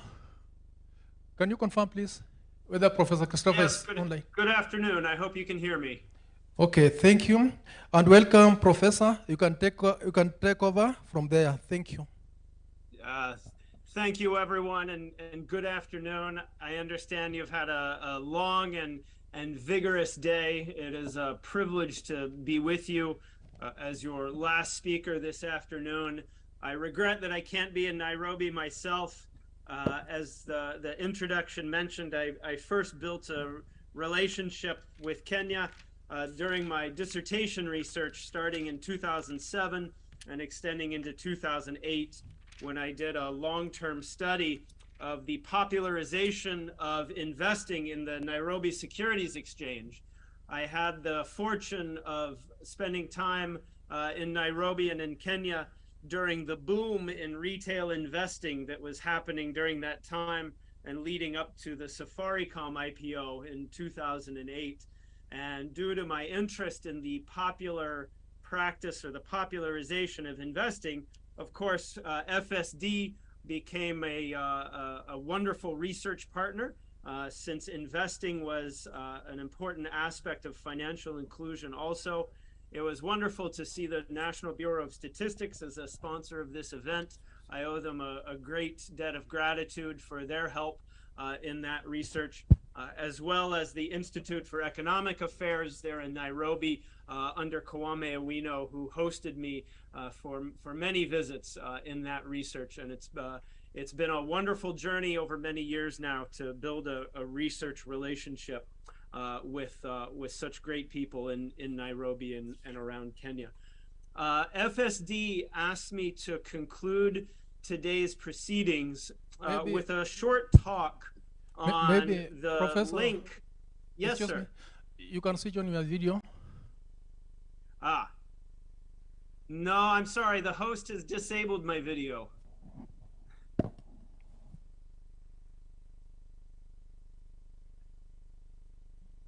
I'm happy to pause if that wants to be changed, but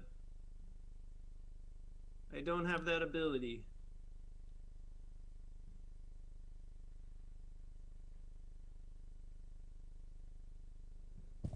I will just continue. begin again just continue. when I'm given the green light. Just continue. Okay, so I was asked to speak on the link between academic research and public policy.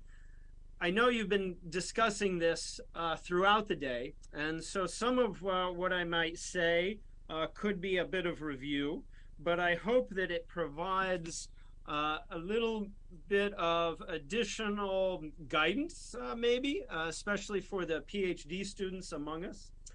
We need to talk about bringing together two very different types of people. On the one hand, you have academic researchers like PhD students and professors. On the other hand, you have public officials who are either elected or appointed. And these two groups have rather different incentives and responsibilities. So in order for these two groups to get full benefit from each other, we need to be particularly mindful of how research is produced. And so that the insights from rigorous academic scholarship can be brought to work to bear benefits in the policy realm. If I could ask to advance to the next slide, please. So let's start by thinking about this from the academic's perspective. We need to be clear about what the job incentives are for most academics. Most of us know the common phrase, publish or perish. In order for an academic to get a job as a professor, to get tenure, that kind of thing, publication is the primary means of evaluation. When publication is the primary means of evaluation, research comes to be in service of the goal of publication, instead of research being the goal in and of itself. That is to say, we tend to put publication first in the list of priorities. And then when that happens, we do research, we tend to change our research a bit so that it can be published, as opposed to doing research for its own sake and then achieving publication as a result. Now, when publication becomes the primary goal or the primary incentive for an academic, several things happen. First of all, there is a pressure to pick an already legitimate or an already high status set of theories or research questions. We have another common phrase, which is there's liability in newness.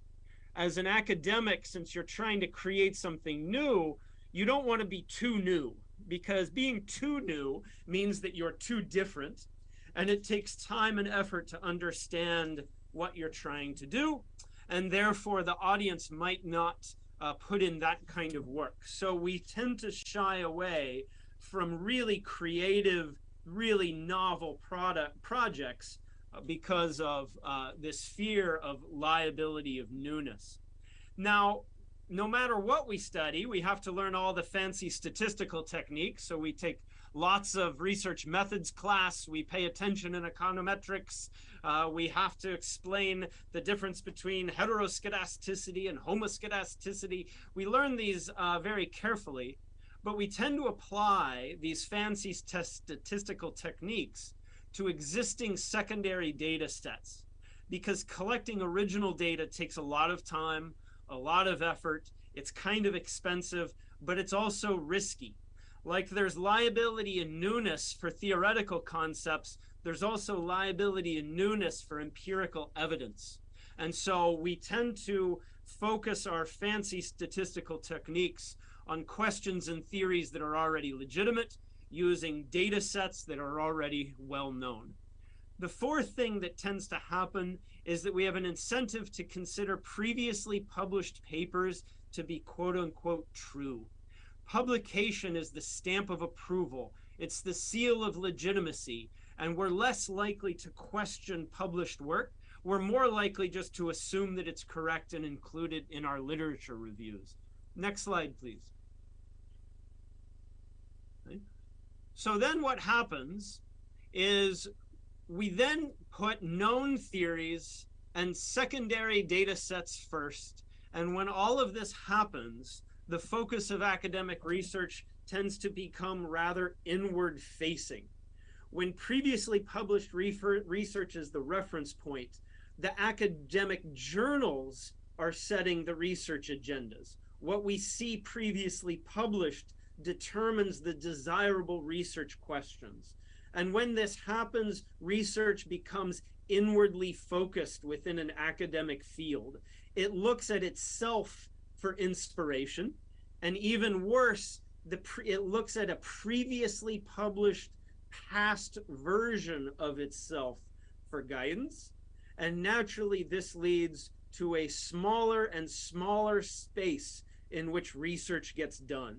There are smaller and smaller gaps between previous papers that we focus on. And over time, academics become disconnected with the real world where important new developments are happening.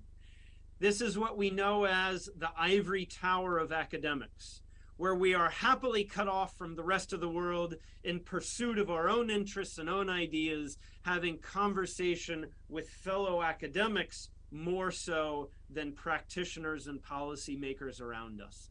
The theory and the ideas are considered for their own sake. publication for the sake of publication is its own goal. Now, not every academic field does this. Some fields are worse than the others, but the important point is that the risk is always there, and I want to make sure that we have a clear conversation, especially with our future generations of scholars, our PhD students, to be aware of this risk. Next slide, please.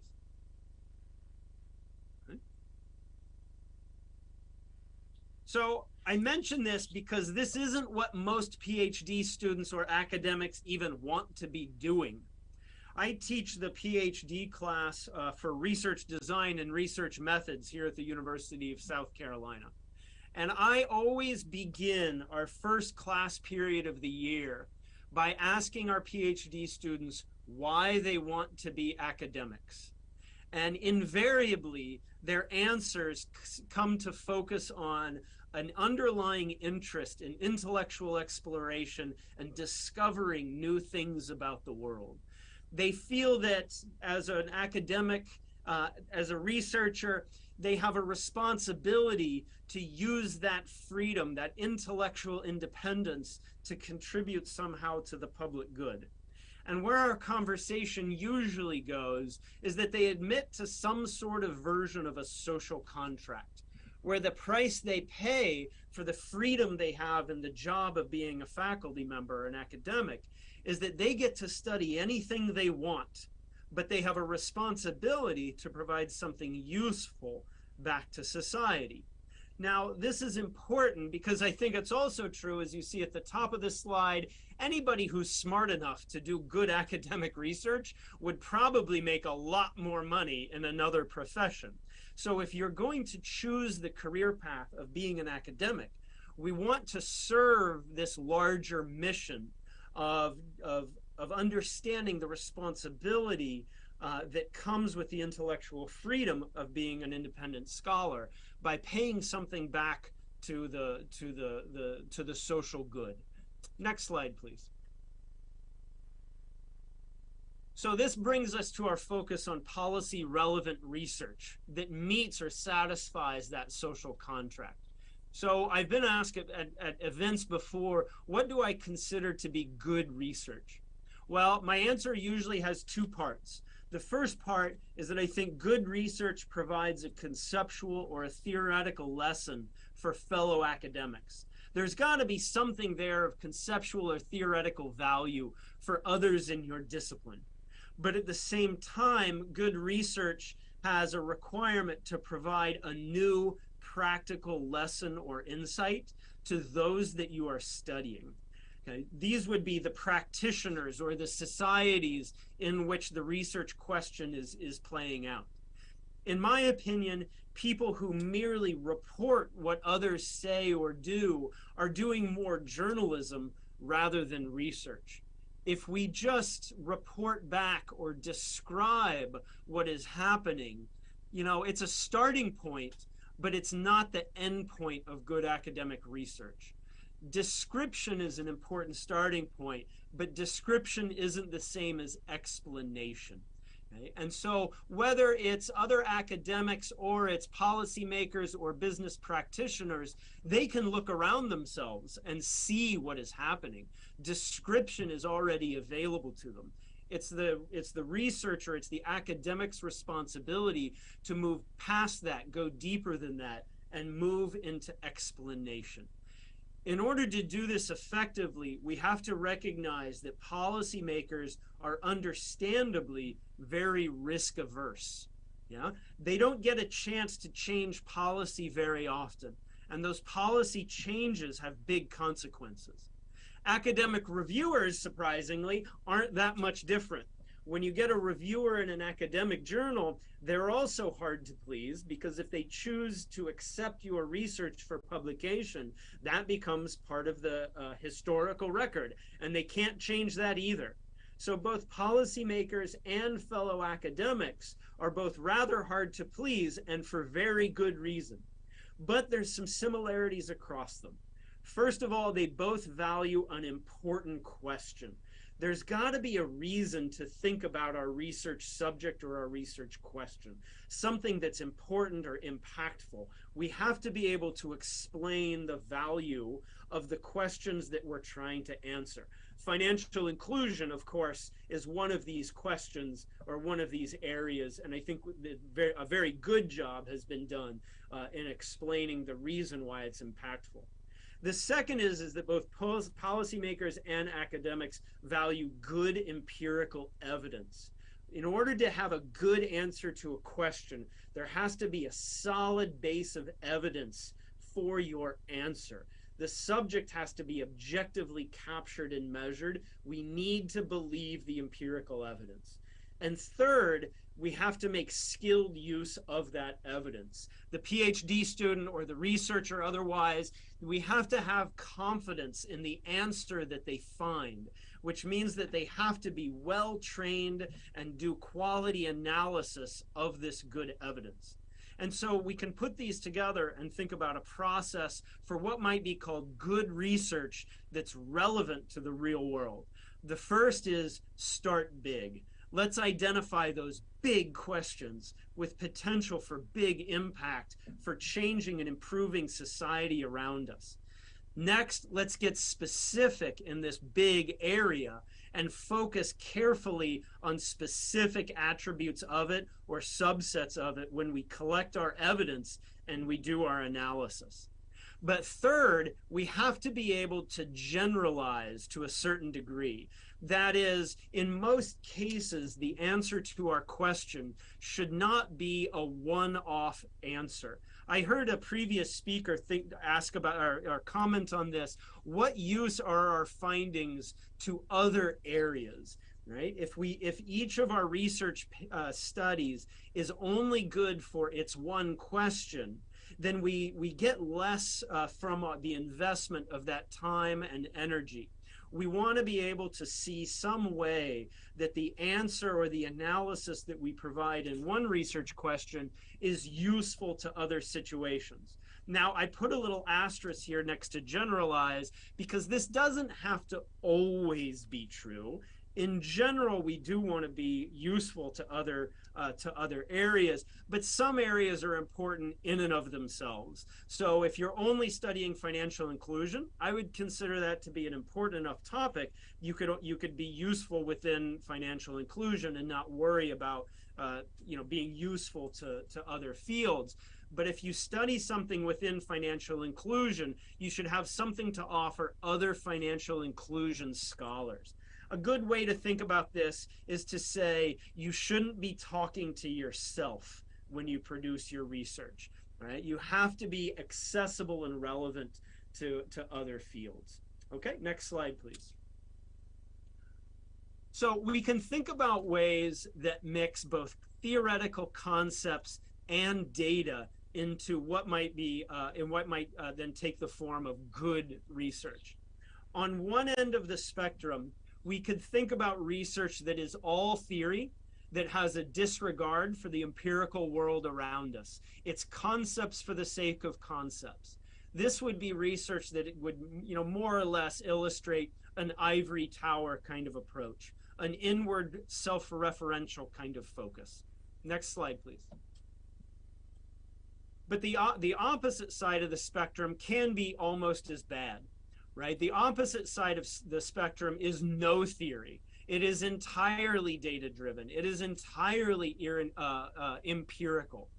Right? If we take this approach, we are at risk of producing one-off anecdotes. We are engaged in something like an accounting exercise.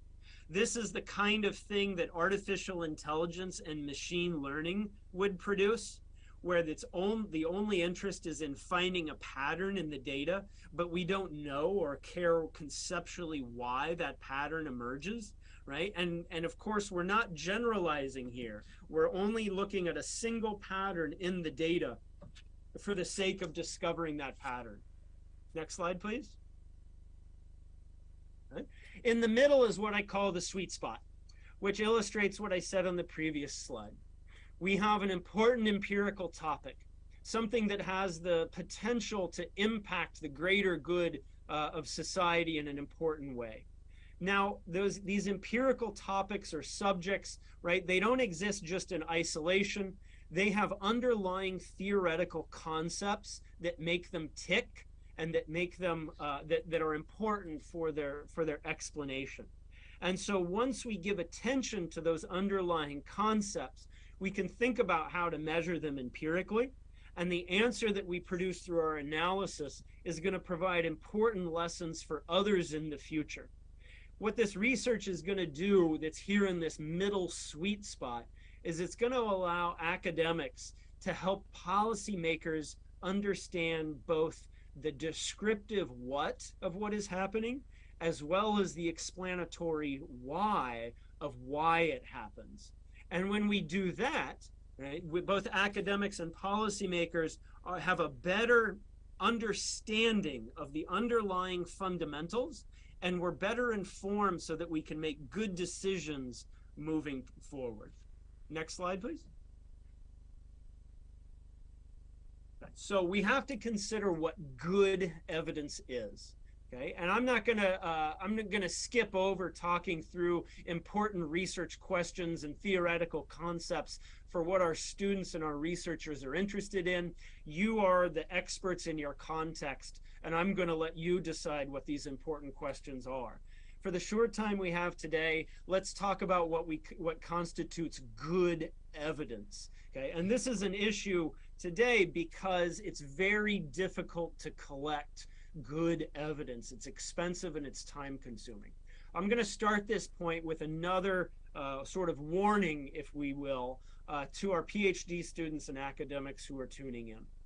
Once an academic runs a model and they estimate an effect and we see a regression coefficient, there is a very strong tendency to believe that result. We use our statistical programs like SPSS or Stata or R, and when something that sophisticated shows us a regression coefficient, it takes on an element of truth. How could Stata, how could R be wrong, right? I put my data into it, I formulated my model, it spit out my answer. It's very hard to unsee a result once it is even estimated. And what happens next is that it shapes our thinking. When we see the result, we take it as a benchmark or a reference point, and it shapes the future direction of our research, right? Some of us even use it like a construction project where we work with the data until it gives us an answer that seems satisfying to us, and then we build the result we keep building our research from there. This becomes particularly important if we have hypothesized or predicted a particular relationship. There is a tendency to stop our investigation once our regression coefficient supports our hypothesis, or to continue running different models until our hypothesized result is actually supported. Okay? It's common that we want a believable answer because plausible answers can outweigh correct answers. There's a social environment in which research is produced, right? And so we have to be very careful about how we're using the data so that we avoid a focus on plausible or attractive answers, and instead we keep drilling down until we find the best possible explanation, no matter what it may be. Next slide, please. Now, if we're talking about quality empirical evidence, we have to be careful about how we collect our data and what Professor? data we use in our analyses. There's an old saying in academia. Professor? Yes, sir. Maybe you can try to summarize in the next 15 minutes time, please. 15 minutes. Absolutely. Thank you. Absolutely. I'm going to do less than that, actually. I think I can probably stop us in about 5 minutes. Okay, so we want to be careful about the quality of evidence that we use. There's an old saying in academia that relates data quality to model output. We say crap in, crap out. The quality of the data are critical. And so if we're using poor quality data, the fanciest statistical techniques can't make up for that. And it's like trying to make a good meal out of bad ingredients. You can't make a nice salad out of rotten produce. It just doesn't work. So quality data becomes very important, and it can come from 3 different forms. The first form is you go out and you collect your own. You have precise control over the measurement and the sampling and the source of that data. Examples include the FinAccess surveys, which have been outstanding sources of qualitative or quantitative evidence over the years. Field experiments are becoming increasingly popular. I myself just finished a field experiment on bribery in Nairobi.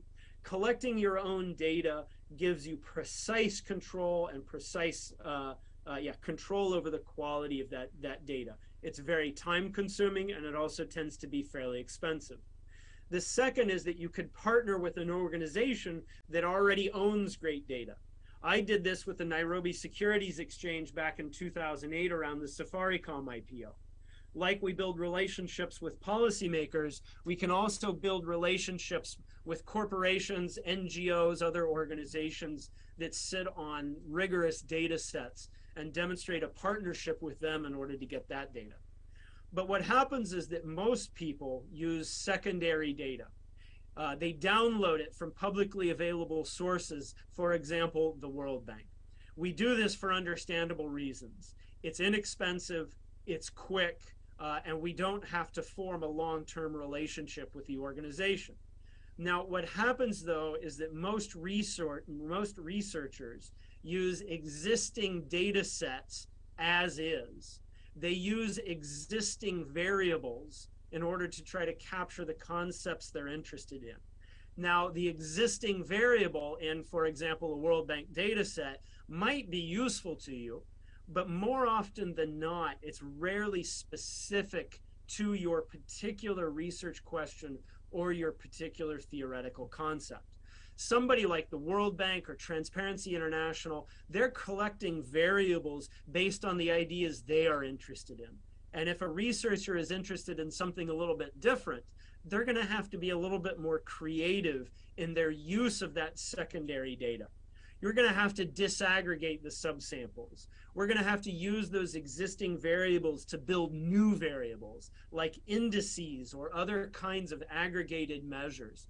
I have a week-long research methods course that I've been teaching for years now at the University of Stellenbosch down in Cape Town, South Africa, exactly on this topic, to help young scholars understand more creative ways to use secondary data sets. Because unfortunately, we get a lot of mismatch between the questions and concepts we're interested in and the empirical evidence that's available when we use other people's secondary data.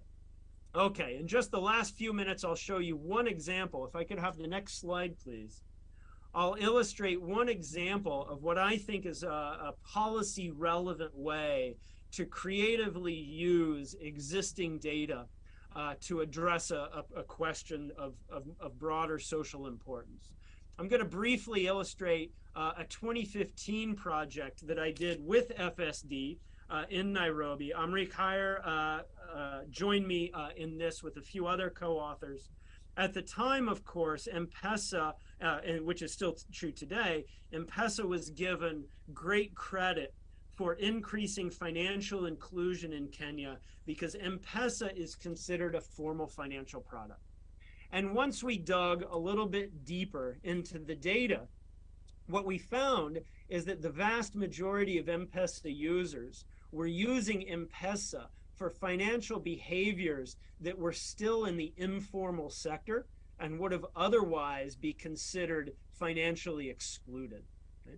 So we asked the question whether or not all M-Pesa users should automatically be classified as financially included if they're simply using M-Pesa for the same kinds of informal financial practices they were doing all along. Okay? So the idea was that if M-Pesa is used for the same kinds of excluded practices as cash, perhaps financial inclusion is being overestimated in Kenya. And we use the 2006, 2009, and 2013 waves of the FinAccess survey to look at this. So next slide, please. So I don't know how well you can see this, if the table is large on your screen or if it is small. But you can see if the individual numbers are too small, you can still see three large groupings. We took the FinAccess data and we looked at the financial behaviors that Kenyans were reporting using M-Pesa to enact. And we classified these according to financially excluded access strands, informal access strands, and financially included formal access strands. And the important thing to see in this table is that the vast majority of M-Pesa use is for financial behaviors that fall into the financially excluded access strand. For example, 94% of all M-Pesa users used M-Pesa to send or receive domestic remittances with family and friends. 40% used it just as an alternative to a place to store their cash. 20% used it as a safe place to store cash while traveling. Okay, if you go down to the financially included formal access strands, none of the financial behaviors were used by more than 10% of M-Pesa users. And so what we see here is that a very large portion of M-Pesa use still falls within the financial behavior or activity of what we would consider to be financially excluded persons. Next slide, please. And this will be my last slide.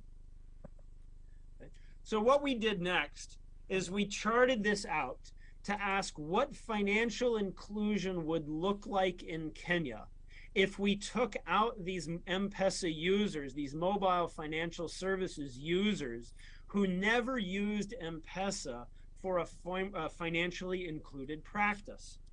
So if we see at the top here in 2006, 2009, and 2013, we see the growing financial inclusion that is largely driven by M-Pesa adoption. Panel A here includes M-Pesa use as a financially included practice. And when we do that, we see that from 2006 to 2013, we see the dramatic increase in financial inclusion in Kenya, such that Kenya has almost 70%, somewhere between 65 and 70% financially included. Okay? But that includes these M-Pesa users who don't engage in formal financial practices. So what panel B does is it re-represents this data, excluding these users who do not use M-Pesa for a formal financial practice. And there the story changes dramatically. Okay, what we find is that financial inclusion, if you exclude those who only engage in informal financial practices, falls to below 40%.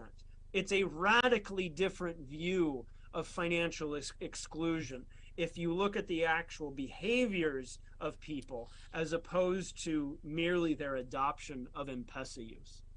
Okay, and we could skip to the last slide because that concludes. I'm cognizant of the time. I thank you for your attention, and I hope that my comments have been useful to all researchers in the audience, but especially PhD students plotting a research future.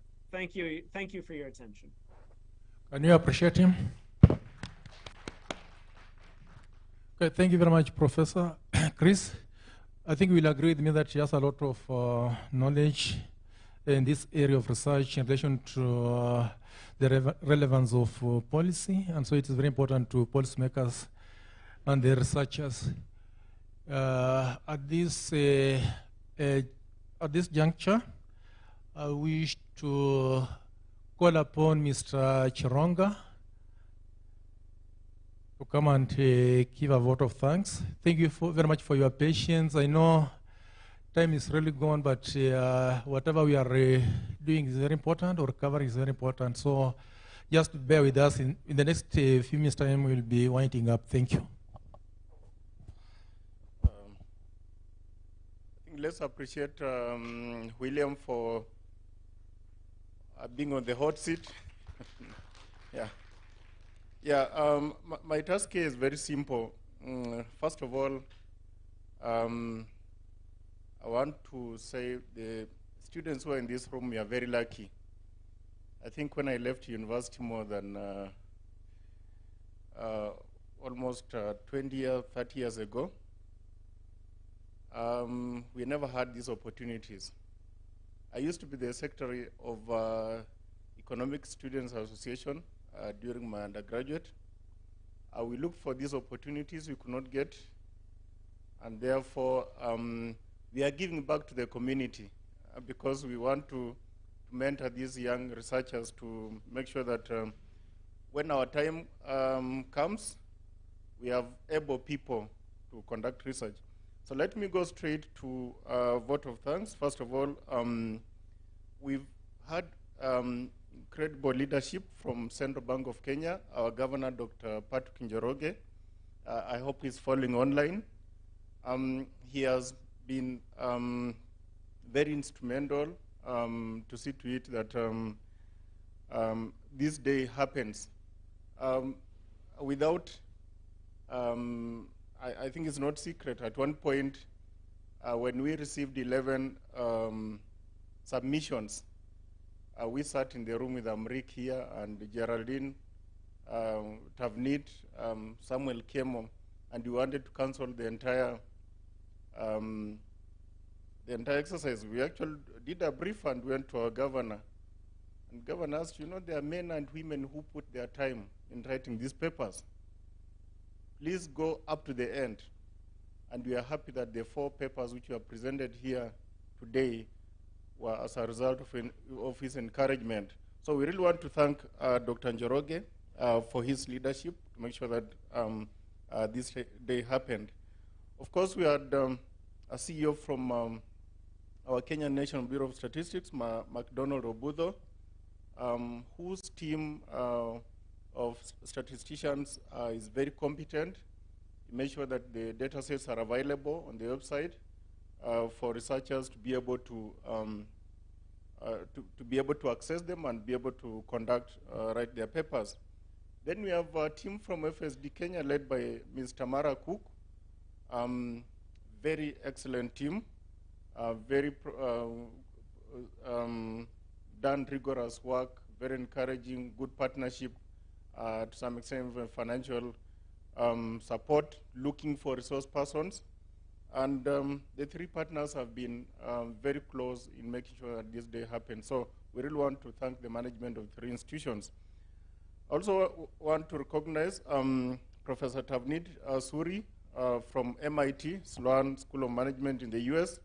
Should not have been, we had actually planned for this day for her to be here, but unfortunately she could not make it. For offering encouragement and providing comments, getting reviewers, and also offering the cash prize, which will be given to the best paper on Friday. We also want to thank Professor Christopher Yankee for very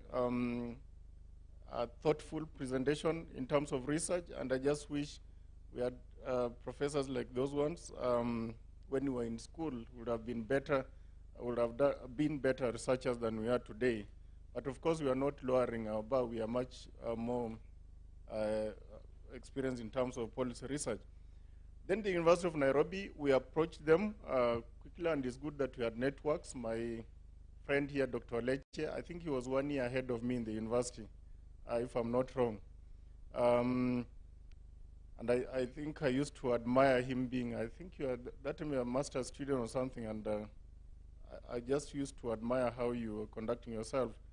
But here you are, we are now working as partners to make sure that such seminars work. We approached him, and he was able and willing to make sure that the university is prepared to host the seminar we've had today. in terms of venue, publicizing the seminar. So all those ones we really appreciate, and all your colleagues who have made this possible. Of course, we would not have been in this room without authors of these papers. The 4 papers, please let me start with the 11 papers we received. We went through your iterations, and the 7 papers which we could not allow for presentation today, they just require a bit of fine-tuning, and they are very good papers, very nice topics, which I encourage the authors. We should be able to conduct them and just ask them to look at a few comments so that we can upgrade them. Our vision for these 4 papers, ladies and gentlemen, is to see where we can, first of all, graduate into peer-reviewed journals, and if possible, into a peer-reviewed book. Now, at that point, we will be able to let you know once you've considered all the comments. Then we should be able to progress with you, make sure that they appear in a peer-reviewed book, which is very good for you as academics going to the future. So thank you for making this day to happen. Of course, we had very good discussions, very good comments. My colleagues from Central Bank, Roslyn and Maureen, and the colleagues from the universities, I think you did justice to those papers. And I know more, you would have provided more comments, but I think time limit. So we thank you for your time reading through and providing comments. We had participants here and those following us online. Thank you for your time and patience. The only limitation which you'll bear with us, we could not allow for for plenary questions or discussions. And I know you have ideas which will have contributed to the comments. So next time, please, you'll have time. Then our technical team, the crew, I think is the Bamba team. We've been able to see ourselves on the screen across the globe because we have many people following us now in the US, in Malaysia, other African countries, because they want to learn from what the value are getting out of the financial FinAccess data sets. Of course, the catering department, many of us, our energy levels are going down, but I think we've been able to get some energy. So we thank all those who have provided juice and snacks and so on. So there, maybe I might have forgotten anyone, but there's also a team which has been behind here from, I can tell you there are men and women who have worked on this conference. They have never slept. Some of them were leaving Central Bank, like Tabitha there yesterday. Left around 9 o'clock, preparing for this, and we've been working day and night over the weekend to make sure that we have panelists, we have presentations, and everything is working out well. So I just want to end here and invite all of you for the conference at Kenya School of Monetary Studies, which begins tomorrow. We have incredible research outputs which will be presented tomorrow and Thursday. We welcome all of you so that you can be able to benchmark what we want to do or what we are doing with what other researchers have done. We'll cater for a lunch. All that is, everything you want to eat, will eat at KSMS. Unfortunately, we will not provide transport or accommodation, but you are welcome. Thank you very much. I end here my vote of thanks. Have a nice evening.